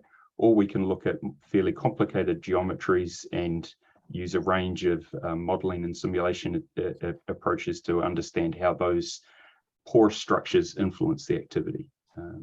So to sort of summarize, what I'm interested in is not only the electrode catalytic effects of the electrodes, but also the larger scale geometry and mass transport effects of those things. Thanks, Paul. Okay, sorry, Aaron. We saw kind of fixated on the first slide, but we'll... Oh, geez. Oh, well, it looked fantastic, believe me. Yeah, I can imagine. You're just proving that New Zealand too has technical glitches. Shane's Zoom and now your computer. We'll move on now to Lauren Macreadie, back to Sydney Nano, who's going to talk to us, I think, about MOFs and H2s. Lauren. Thanks, Paul. Can you see my full screen? Can you hear me? Yep. Oh, cool. Can you see the full screen? Yeah. Oh, great. Cool. So thanks so much for the introduction. So I'm really rapt to be talking here today because I have been part of both MacDiarmid Institute before and now part of Sydney Nano. So as part of the MacDiarmid Institute when I was working as a lecturer at Mass University in 2019 and 2020, just before COVID, and moving over to the University of Sydney. But I'm affiliated with the University of Otago, so still doing some research there as well. So as Paul alluded to, I do work with metal organic frameworks, and I'll be focused on 3 different areas as part of my current DECRA at the University of Sydney, but I'll only focus on 2 of them today because 3 minutes is quite a short amount of time, so short and sweet. The first area that I really focus on at the moment is using 3D linkers, or using these unconventional type of ligands, such as these cubane and bicyclopentane to construct metal organic frameworks with. And this is because of their bulky shape actually allows for an enhanced amount or a higher amount of interactions with gas molecules inside the MOFs, such as gases or hydrocarbon materials. So these are examples of analogues of the framework that Shane had introduced earlier, because I thought that would be a really nice transition for everyone to follow along with metal organic frameworks. And these diagrams at the below show, for example, 1 molecule of benzene, which is in purple, inside a cubane-based framework. You can see that it has quite a large amount of interactions. And then when we replace this with terephthalic acid, we lose those interactions there. So we have a lower amount of selective absorption within those aromatic frameworks. I'm also focusing now on looking at molecular rotational dynamics of these frameworks, in particular negative thermal expansion. This is because of the hybridization that we see for these aliphatic linkers there. And we've already seen an enhanced amount of negative thermal expansion with these aliphatic linkers when we construct our metal organic frameworks. And this is another area that I'm starting to kick off at the moment. Due to time, I'd like to quickly move on to now our hydrogen materials. I'm actually part of a company as co-chief scientist and CTO called Rux Energy. We're really looking to branch out and increase our collaborations with New Zealand. So I'm hoping to come over later on this year and meet some of you in person to discuss this in a little bit more detail. But basically, we're using metal organic frameworks and other porous materials as a method to efficiently store hydrogen inside high pressure hydrogen tanks. This is because we want to move away from some of these high pressure hydrogen tanks without these solid adsorbent materials, because they are gravimetrically inefficient. They are also space efficient. And as a result of these 2 components, they do cause a 25% energy loss when we try and only rely on these high pressure tanks. So therefore, we're using these metal organic frameworks because they are low cost and they're highly selective. We have quite a high diverse team. Some of us will be coming over later this year, hopefully to meet you in person. And then we can therefore discuss some of these hydrogen storage capabilities we can work on together, but also some other fundamental research collaborations we can form as well as part of the joint partnership. Thank you, Lauren. Thanks, awesome.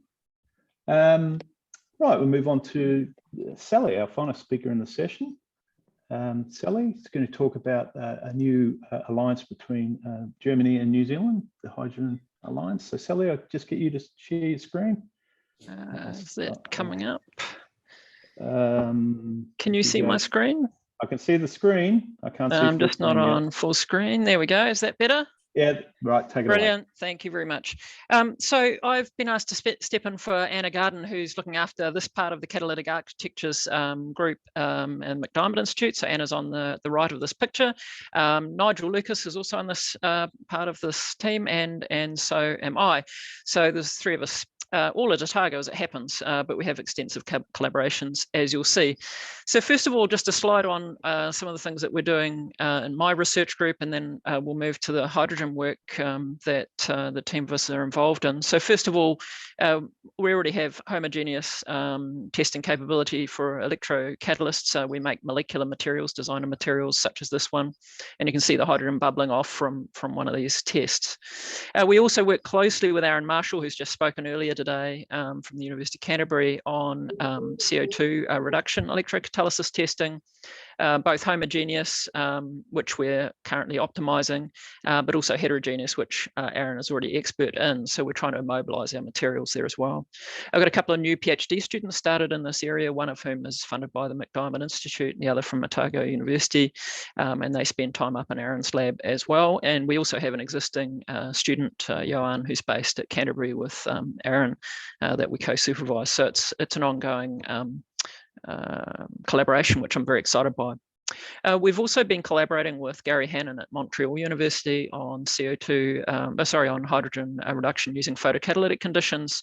And along with Aaron, we have some funding now through the AETP platform to develop up photocatalytic testing for homogeneous systems. Heterogeneous, again, something already able to be done, but in New Zealand, homogeneous is a bit new. So that's all kind of fun things that are happening with my research team and collaborating with Aaron Marshall at Canterbury, also with some MacDiarmid support there. I now want to turn to something that actually has been a big activity for me for the last couple of years, which is setting up and leading this German-New Zealand Green Hydrogen Alliance. So the University of Otago is the host in the New Zealand end, but before agreeing and putting forward the proposal to the German and New Zealand governments for co-funding, we were fortunate in getting a whole team of people. Everyone we talked to in New Zealand was pretty keen on board. So we have reps from all of the universities, from GNS, from Scion. We've got a lot of companies. I think there's over 250 people involved in this now. 30 seconds. 30 seconds. Okay, real fast. So we've got a lot of money now, and this gear is going to be new to University Otago's centre. Nigel Lucas will run this. This will enable accurate hydrogen uptake by storage materials, whether they're metal-based or MOF or whatever materials. Anna will do theoretical modelling of this, and indeed she does a lot of modelling of other alloys and similar for hydrogen production as well as for hydrogen storage. And just to finish, I want to emphasise that we're also partnering with iwi on this, particularly Ngāi Tahu, which is the South Island, main South Island tribe, and focusing even further in on 4 tribes. Mirahiku Regeneration is that team down in Southland, and we're doing a lot to work with them because they're very passionate about sustainability, and green hydrogen fits that perfectly. Thank you. Thanks, Sally. Awesome. That brings the session to an end. Girish, I guess it's Q&A. Yep. There is a question in the text box there. Okay, it's likely the naive questions are often the best. It's likely a naive question, but how do we differentiate if a molecule is captured inside a MOF and not on the surface? Who wants to take that one? Lauren? Yeah, I can answer this one. There's a lot of different ways that we can look into that. There's one of the best ways to do it is through gas absorption. You can actually tell from the shape of the isotherm if you have your gas molecules collecting on the surface of your framework or within your framework.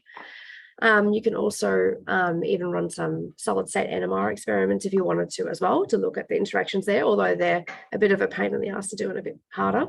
But I think the best way is actually, looking at those gas absorption analysis as well. Then you can calculate your enthalpy of absorption and also match that to some DFT calculations as well. Thanks, Lauren. You use the technical phrase in explaining the difficulties associated with measurements. They're quite finicky.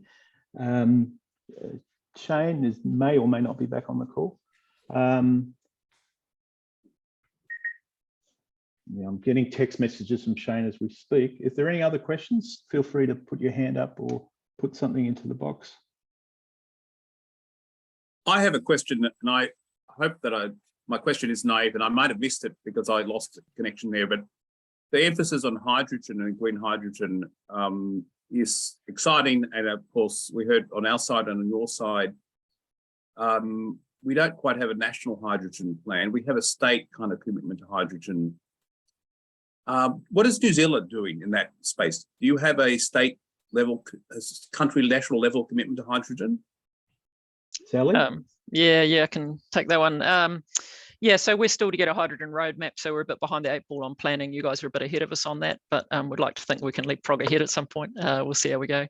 The main things happening in New Zealand are that there's the prospect of large-scale hydrogen production in the Deep South, which is why Murihiku Regeneration are passionate about this. One of the ongoing questions is whether Tiwai aluminium smelter continues to make green aluminium, or whether at least some of that goes into green hydrogen. But even if that doesn't happen, there's a lot of untapped wind resource down there, really rich wind resource, both onshore and offshore. So I think it's very likely that we'll be getting scale hydrogen production down there, and that'll be really green. And of course, that's one of the nuances actually that our Minister for Energy is tackling pretty hardball, I think, is how green is green, because of the electricity supplies not always being so super duper clean. So that's one of the big things. The other thing is we're starting to get hydrogen refueling stations rolling out. Haringa used to be the main game there, but there are others such as HWR, who are based in Invercargill, who are going to roll them northwards. There's Christchurch Airport is planning a big solar park, and they're now going to be putting hydrogen in there too. So there'll be a refueling station almost certainly. So the gaps are starting to fill in quite quickly. And I think New Zealand, being the country it is actually very well suited to faster adoption of hydrogen than some others. I hope that helps. Yeah, Any great specific answer. questions I missed? No, great answer. That's fascinating. We'll follow up. Yeah, very happy to. Yep. I think we've got almost a question on ammonia if someone wants to comment on. Yeah, I was actually just typing my answer, but I'll give it verbally, which is to say that we do actually have significant interest and activity in green ammonia now, led through Frank Natalie, and he's got a Bill Gates Breakthrough Energy Fellowship and has just spun out a company called Liquium doing green ammonia with a novel catalysis. So this kind of is an intersection of, green hydrogen can feed into green ammonium production. So that's certainly something of huge interest to us, actually, that we didn't really get to cover today. Well, can I add to that too, that I think it's the issue of making large-scale hydrogen in the Deep South. One of the reasons or interest in that is export market, and obviously transporting hydrogen is not such a simple thing. So there's definitely conversations around the likelihood that it will be at least some of it into ammonia and then transported in that way, which of course we're well familiar with. I was also saying there's also some of the large companies like Rolls-Royce are looking at using ammonia as a fuel. Yep. Yeah, and shipping is a big one for the likelihood of ammonia use, I think. And for New Zealand, that's really important because all our heavy freight to the Northern Hemisphere and elsewhere. Yeah, no, ammonia is definitely a big part of the picture and discussions around hydrogen here. And also, of course, the nitrogen fertilizer potential, although you could argue that with sustainable agriculture, we need a lot less of that because we didn't used to use nitrogen fertilizers in New Zealand. Maybe we should be returning to that, but in the interim, maybe we should be using some of that green hydrogen to make green fertilizer. Those are discussions underway. I don't know the answers to them. Highly political and so on. Yeah. Okay, thank you, Sally. Thank you, Justin. Yeah, thank you. That was quite a lively discussion, very topical. I think we've come to the end of this session now. I think that brings us in. In fact, I think you've stolen 3 minutes from me, Bob. Well, I don't know if I've done that because I started 3 minutes late, but I'll pass over to you. Oh, that's right then. Yeah, thanks, Paul.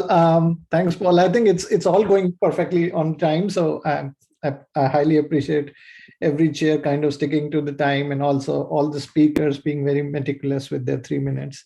So the next and the last session is going to be on societal impact of nanotechnology, and the chair is going to be Professor Nicola Gaston. Nicola is the co-director of MacDiarmid Institute and a professor in University of Auckland. The session is all yours, Nicola. Kia ora, Girish.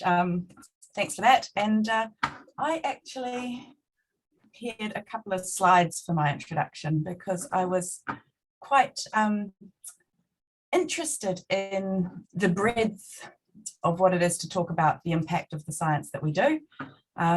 It's not necessarily entirely obvious where to start and how to think about this. Can I check that those slides have come across okay? I mean, you would want to change the mode it displays in. Okay, thank you. That should do it. Yeah. No. Yeah, it does. It's fine. Perfect. Okay, so societal impact has always been a really strong focus of the MacDiarmid Institute. And so I thought while I'm being a little bit MacDiarmid specific, I thought I'd say a couple of words about our strategy. And I think the things I have to say should include everybody speaking in this session, including the Sydney Nano people. So our founding director was Paul Callaghan, and he talked about making impact on New Zealand in terms of making New Zealand, Aotearoa, a place where talent wants to live.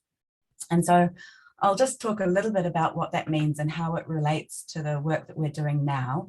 In our latest iteration, 20 years on, we've refreshed our branding. We've focused our research efforts on sustainability very directly. And we have this tagline in Te Reo Māori now, Te Mana Tangata Whakawhanake, which really encompasses the notion that we're about supporting people to do scientific development, again, to support the development of people, to deliver innovative, sustainable materials to improve people's lives. So that's what we're about. Another tagline might be to say that we're about material science for a high-wage, low environmental footprint economy. And so all of these statements are statements of impact, what we're about from the perspective of members of the public. And so I like to think of a lot of our impact strategy being about creating a virtuous cycle between the different things that we do. So one of the key things that a member of the public will want to know about why you're doing science is what the application of it is. And so that often relates to commercialization, bringing science into the real world.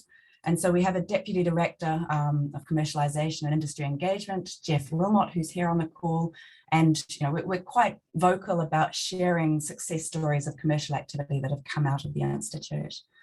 But one of the reasons we do that is not just for the benefit of the commercial activity itself, but because we can showcase that to members of the public. We can give them statements of purpose about what our work is for. And so another of our deputy directors, Pauline Harris, who's going to speak in this session, has been able to put for us the sustainability work of the Institute into a Te Ao Māori framework, so to put that into a Māori context. So particularly, here's a tweet relating this to the recent public holiday that's been created in New Zealand. And by having these examples of the types of companies that can be spun out of our research, we can showcase those to students, high school students, people who might need a bit of understanding of what we're all about in physics and chemistry before going on to take a degree in these kinds of subjects. So we showcase this research in order to inspire. This is part of our outreach strategy. And our other deputy director, Paul Kruger, is going to talk a bit about our outreach work as well. And we celebrate the achievements of our alumni. So this is what I was saying to Ben earlier, that a lot of our strategy about impact is actually about our graduates and the things that they go on to do. So this is Shalini Divya, who recently got an award, the Breakthrough Innovator Award, for the work she's done founding this company in the last years. And so just relating this to the Institute as a whole, I think one of the things we need to think about as scientists is how we talk about what it is that we're really trying to achieve. So this is one example of how scientists can come across in the media. And a cosmologist might look at the sustainability challenges on Earth and say that means we have to get off the planet. He did downgrade that estimate. This was actually when Donald Trump was elected. He went from 1,000 years to 100 years left on Earth, which is saying something. But I think as scientists, we can reframe what our science is about and what the potential impact of it is. And so we've been on a pathway to doing this, talking about nanomaterials, nanoscience, material science for sustainability. And it's really about looking at impact in three different ways. It's about the science that we do, and I think we'll have an example of that from the first speaker in this session. It's about how we do that science and articulating that to inspire kids through outreach. And it's also about who does the science. And so we'll hopefully hear from Pauline Harris about that in her talk, looking at the inclusion of Maori communities within our research work and within the process of setting the objectives and determining what the impact of our work is. So with that, I will introduce the first speaker, who is Professor Stephanie Watson. Stephanie is going to talk, I believe, about corneal blindness. She is, sorry, I just have to, sorry, I had Stephanie's bio up here earlier and I've lost it in my rearrangement of different bits and pieces. She's a corneal specialist known for her groundbreaking research in corneal therapies. And so just to summarize the connection to what I said, I think it's going to be a very clear example of the direct impact of the research for community. So Stephanie, over to you. Thank you very much for the introduction. I'll just start my slideshow. So I'm just going to highlight how nanotechnology can help cure corneal blindness. Now the cornea is the eye's window. It's a clear lens, sits at the front of the eye. It's actually composed of a number of layers, cells on the top and the bottom, but the bulk of it is collagen in the middle, which is transparent. Now, when the cornea is clear, people see, but things don't always go well for the cornea. It can be affected by a number of disease processes, and the end result might be corneal blindness. And this is the third most common cause of blindness. It's irreversible, and unlike aging diseases such as macular degeneration, it affects all ages, including the young, and the WHO has recognized it as a priority area. So corneal trauma is one area I've been working on, and it's currently a silent epidemic because people can lose sight from a minor trauma that then gets secondarily infected. And what we've done, we've developed a corneal adhesive to try to heal corneal wounds after trauma. And it's chitosan based and it's lasered on the eye. We completed extensive animal studies and we're now applying for human ethics. In our animal studies, we found that our device was able to really increase the wound strength of these traumatic corneal wounds. But corneal infection still remains a problem after these traumas, with 10% of the elderly losing an eye and 40% losing vision, and children facing lifelong corneal blindness. And so what we also need to incorporate some nanotechnology into our adhesive solutions that can help deliver different therapeutics during the healing process to prevent infection and also to promote healing. Now, another trauma is chemical injury. And this is a patient of mine's cornea who has limbal stem cell deficiency. And the stem cells are responsible for keeping the cornea clear through stopping the conjunctival tissue growing over. And this patient was injured with beer line cleaner, which caused devastating effects to the surface of the eye. Now, we developed a contact lens-based solution where we grew cells that are progenitor cells from the corneal epithelium on these contact lenses and transplanted to patients. And we had about a 60% success rate. Our subsequent laboratory studies showed that not all the cells that we've transplanted were stem-like and they didn't last long enough. And so now we're looking at nanotechnology solutions or biomaterials instead of a regular contact lens to try to improve the outcomes from this procedure and restore vision. Another condition affecting the cornea that may benefit from nanotechnology is keratoconus, and it can affect up to 1 in 25 people in some countries. And keratoconus is when the cornea, instead of being round, starts to become an irregular shape. Now, this mainly affects the stroma, the bulk of the cornea, and it's a bit like a sloppy sandwich where the layers of the stroma aren't put well together and they start to slip on each other. We have a registry that's been collecting outcomes data from treatments. And one of the common treatments done is called corneal cross-linking, but it can result in this hazing that then reduces vision. So we've done some preliminary work looking at the roles of mesenchymal stem cells in regulating corneal stromal healing. It's a bit like putting the toothpicks back in the sandwiches to keep them stacked nicely together. And our future research that we're looking at now, also through our Nano Kickstarter, is how we can use nanotechnology and biomaterials to facilitate mesenchymal stromal corneal repair. Lastly, up to 1 in 5 people can be affected by dry eye. The latest round of dry eye treatments, eye drops, are actually nano emulsions. And these emulsions have included things like cyclosporins to treat inflammation and phospholipids to restore the lipid layer of the tear film, because the tears aren't just water, they're also lipid and mucus. Now we have a patent for a topical statin that can treat some dry eye symptoms, because cholesterol, the excess of it, can actually destabilize the tear film. And our pilot clinical study in patients showed improvement. So we're looking towards nanotechnology as a way to increase the effectiveness of our treatment and provide a mode of delivery. Now, lastly, the cornea is also a route for drug delivery for other ocular conditions. One of the most common items that's currently charged on our Medicare schedule in Australia is the drug that's injected into the eye, intravitreal anti-VEGF. But this is a dangerous way to give a drug, whereas through the cornea, you can safely administer a number of therapeutics. To close off, the cornea is critical for vision and ocular comfort. It's affected by many disease processes.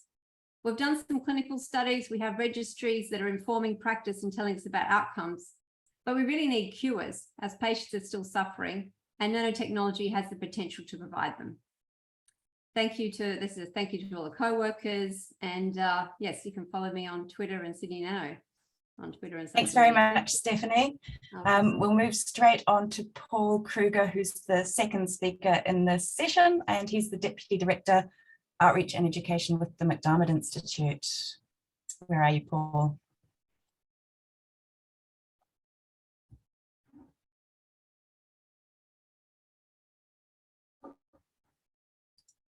Do you have your sound on, Paul?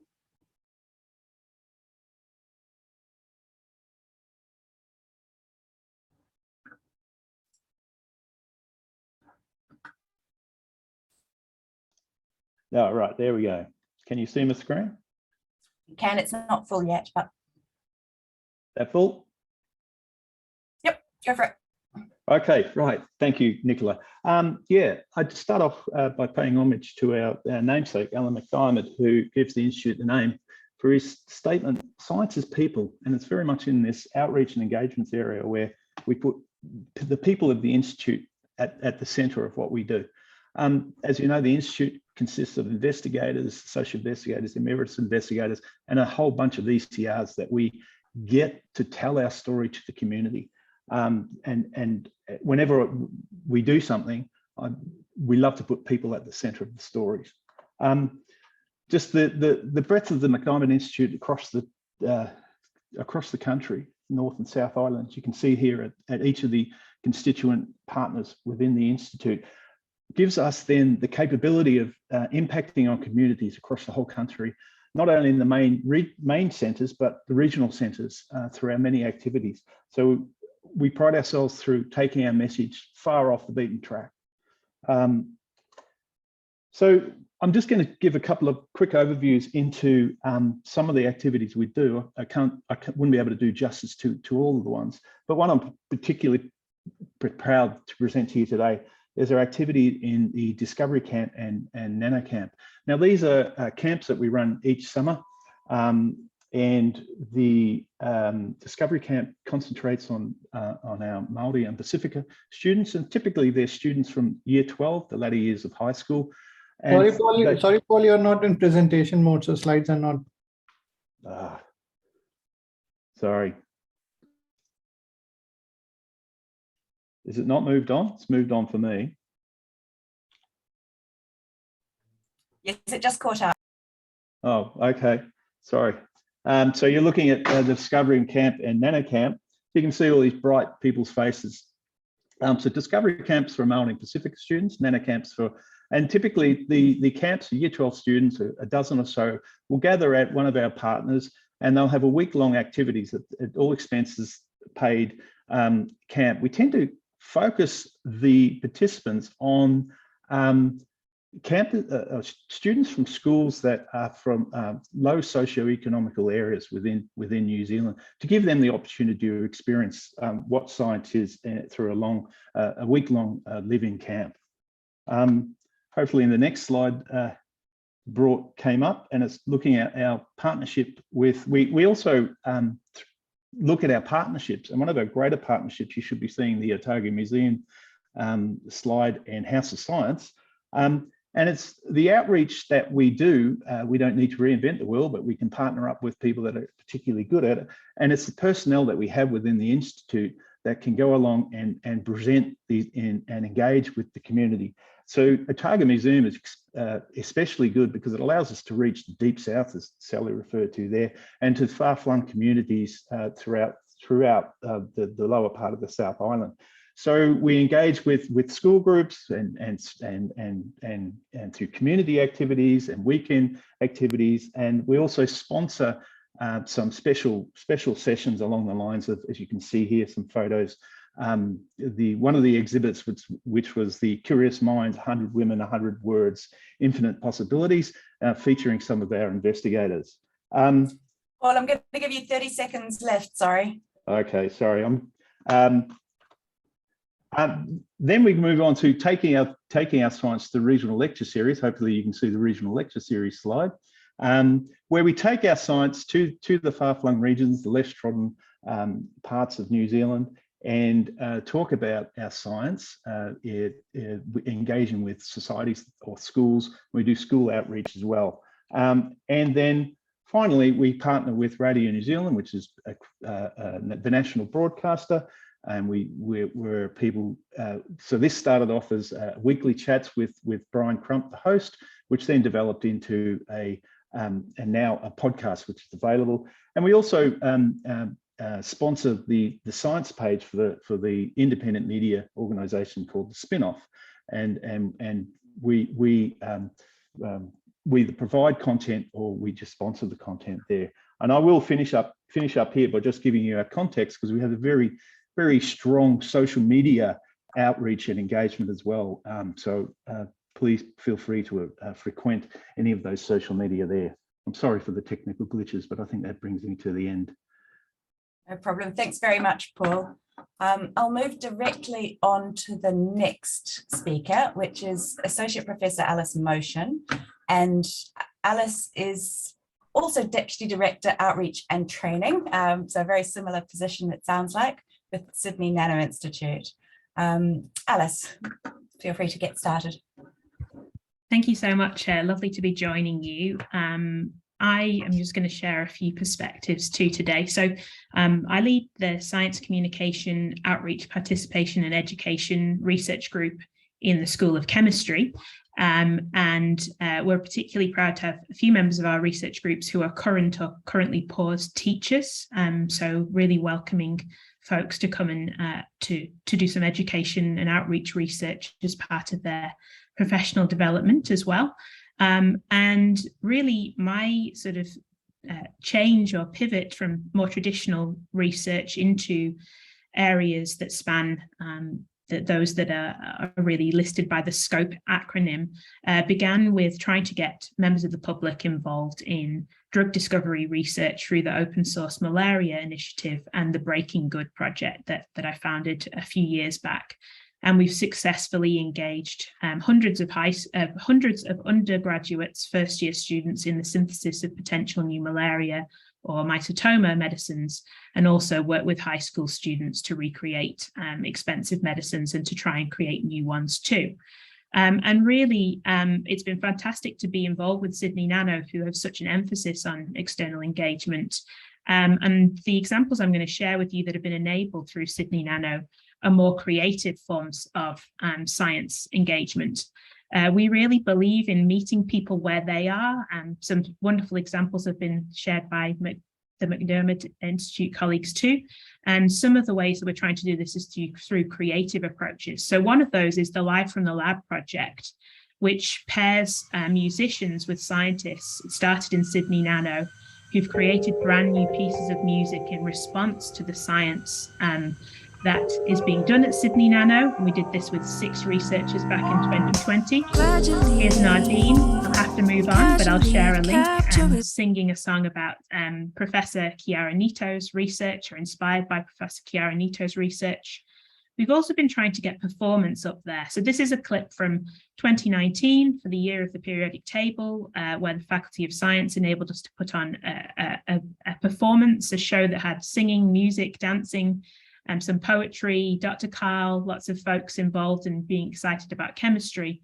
And it's fantastic now that a member of our research team, Olivia Macreadie, has developed her own improv group, the Lines of Best Fit, and Sydney Nano are going to be featured in National Science Week. Girish and is definitely being involved in that too, and other members are going to be part of this science improv show to get nanoscience out there in new ways. And it would be remiss of me not to talk a little bit, I'm running out of time, but about our student ambassadors and some of our programs at Sydney Nano that are really trying to develop these skills in our researchers.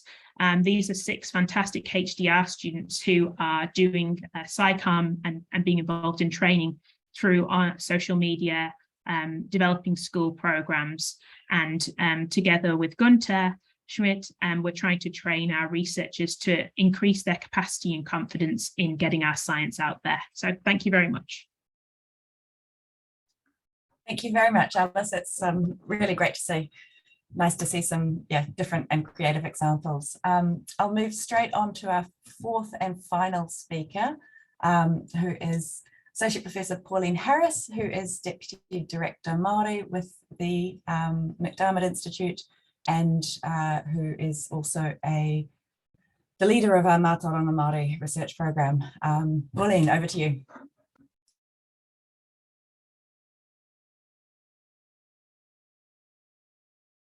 Unmute, that might help. No one's done that yet. Okay, I'm just going to share, and hopefully, does this move? Okay, tested. Okay, it's been interesting seeing how this is all going with our technical issues. But he mihi mahana ki a koutou katoa, ko Pauline Harris, a hauna rongo mai wahi ne ngā tika hangunu ki Wairoa Ngāti Rākau Pāka. He mihi mahana ki te tangata whenua ki Sydney, ngā tangata Garigal. He mihi mahana ki a koutou katoa, tēnā koutou katoa, kia ora. Yeah, I'm Associate Professor Pauline Harris. I'm based at Massey University and I'm a Deputy Director Māori at MacDiarmid Institute. Great to be here. Hopefully that changed. Can we see some wonderful faces? That's great. So I'm just going to share with you a bit about just some of the programs that we're doing. This is one of our kind of really most amazing thing to me, because it's like, this is our scholarship recipients for our Discovery Scholarship.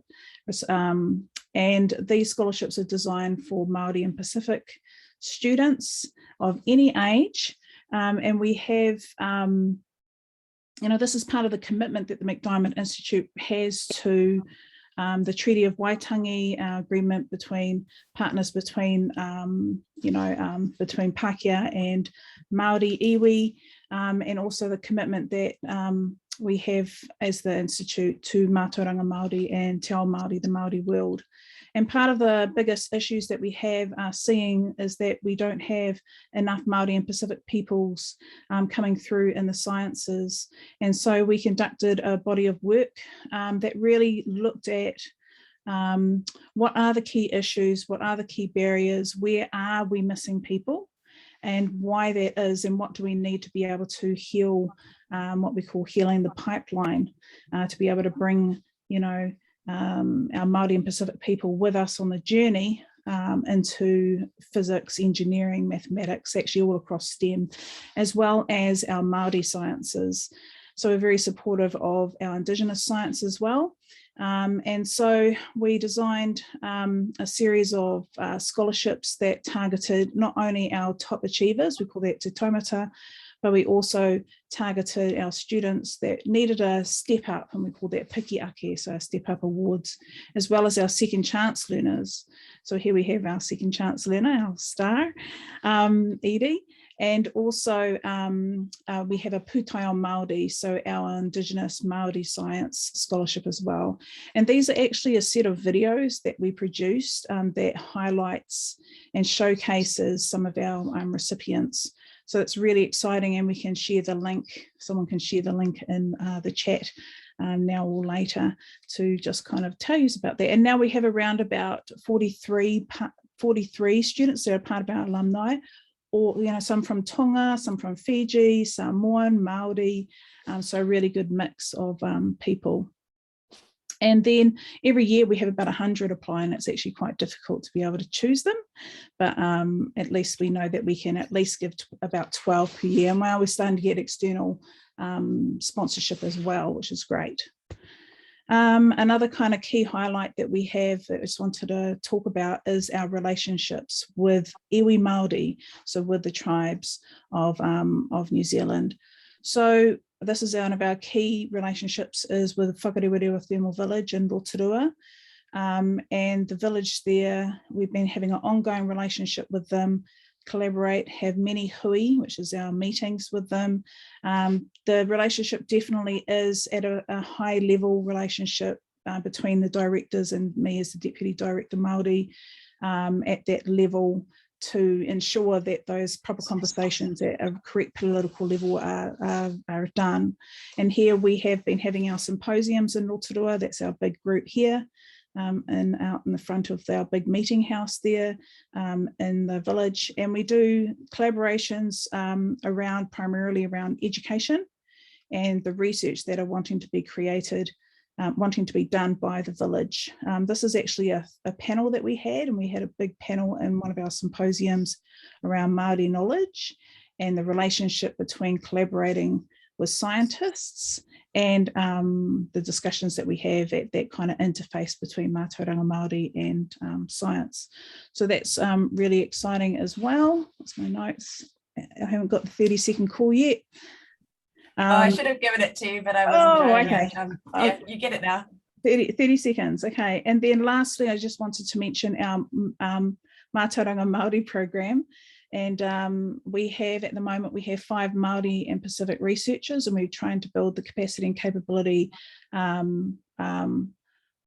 increasing the number of our researchers. So we've got here Derek. Derek was the one that did the 3D printed sculpture in Rotorua. But this lady here, we're so lucky to have this lady here. This is Diane Bradshaw. She's based at Geological and Nuclear Sciences, but she's actually a tohunga, which is one of our esteemed knowledge holders who works on materials, especially around materials that they find at archaeological sites. And that's really exciting. She works with this researcher, Oliver, and they do extensive works within the community. I myself do work around sustainability, and we have other people who are also part of our research group. And as an institute as a whole, we're trying to upskill our way of engagement with Māori and learning about Te Reo Māori, our language as well. Thank you. Kia ora, Pauline. That was great. I let that go a little long, but I felt I needed to, since I think I went a minute over time myself. And we've still got 2 minutes or so for questions, perhaps.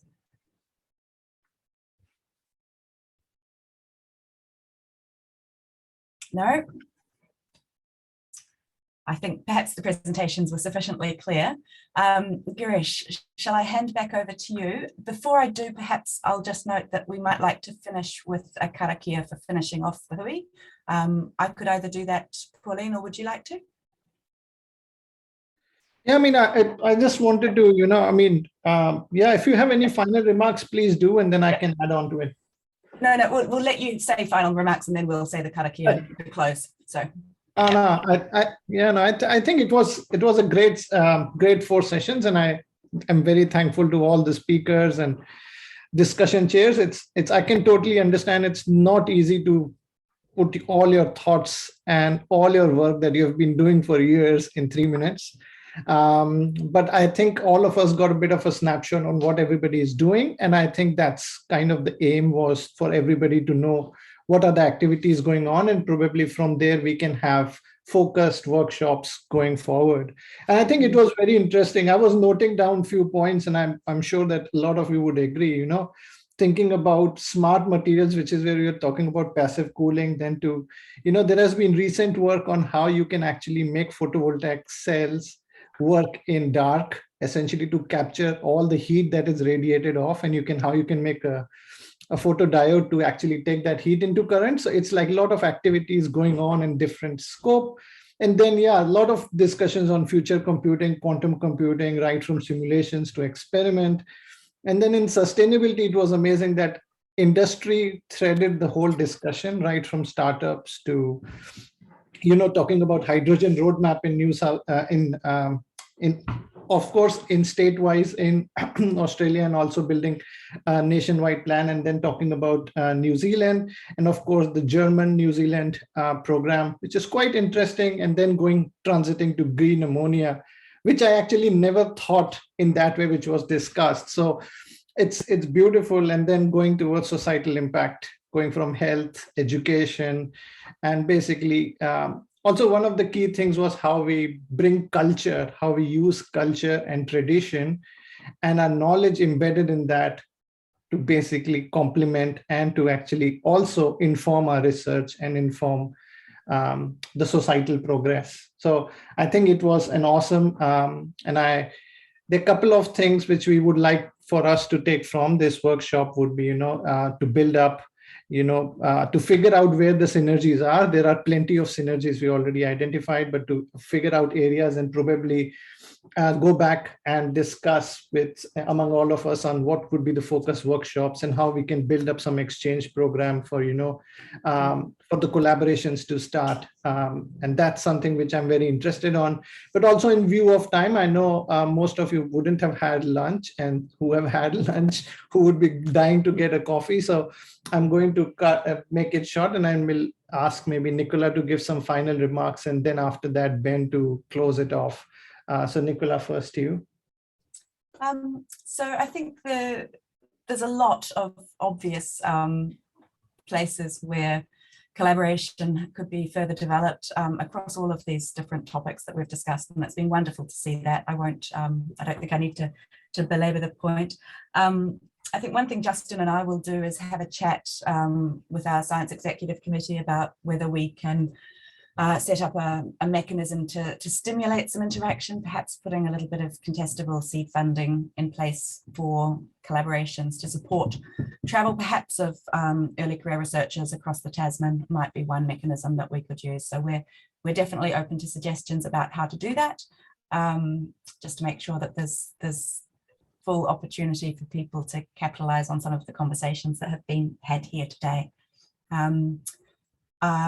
Pauline, Ben, if you wanted to say a few words, I would probably say the Karakia after that, if that's okay. Yeah, sure. I wasn't sure what the protocol would be, but absolutely. Look, just to reiterate, wonderful 2 hours, 2.5 hours to sit here. Really enjoyed it very much. For me, I'm looking for research synergy, and there's so much there, but I'm also looking for strategic kind of ecosystem issues. And I think we can learn from each other how we are prosecuting our respective cases in our own ecosystems, and maybe we can get the whole to be greater than the sum of the parts. Look, and Girish and I have been exchanging messages back and forth, thinking about, the fact that we are planning at a national level all sorts of nano-related networks and initiatives, and possibly even a nano society. And as I pointed out in the chat, in the context of the optics community, we've got a long history of working together closely. In fact, it is now the Australia-New Zealand Optical Society. So I think that bodes well. But look, congratulations to Girish, Nicola, and Justin, and everyone. Wonderful, and look forward to a positive future. Back to you, Nicola. Kia ora, Ben. I'm actually going to hand over to Pauline to do the karakia. I think she's all. Yeah, that's all right. Kia ora koutou. I'll just finish with the karakia. Unuhia, unuhia, unuhia, ki tūru tapu nui kia wātia, kia māma, te ngākau, te tinana, te wairua, I te ara takatū. Ko ia re e runga whakaire aki rā ki runga, kia tīna, tīna, hui e, tae ki e. Kia ora. Kia ora, Pauline. Thanks, everyone. Thank you. Thanks, everyone. Bye-bye. Bye.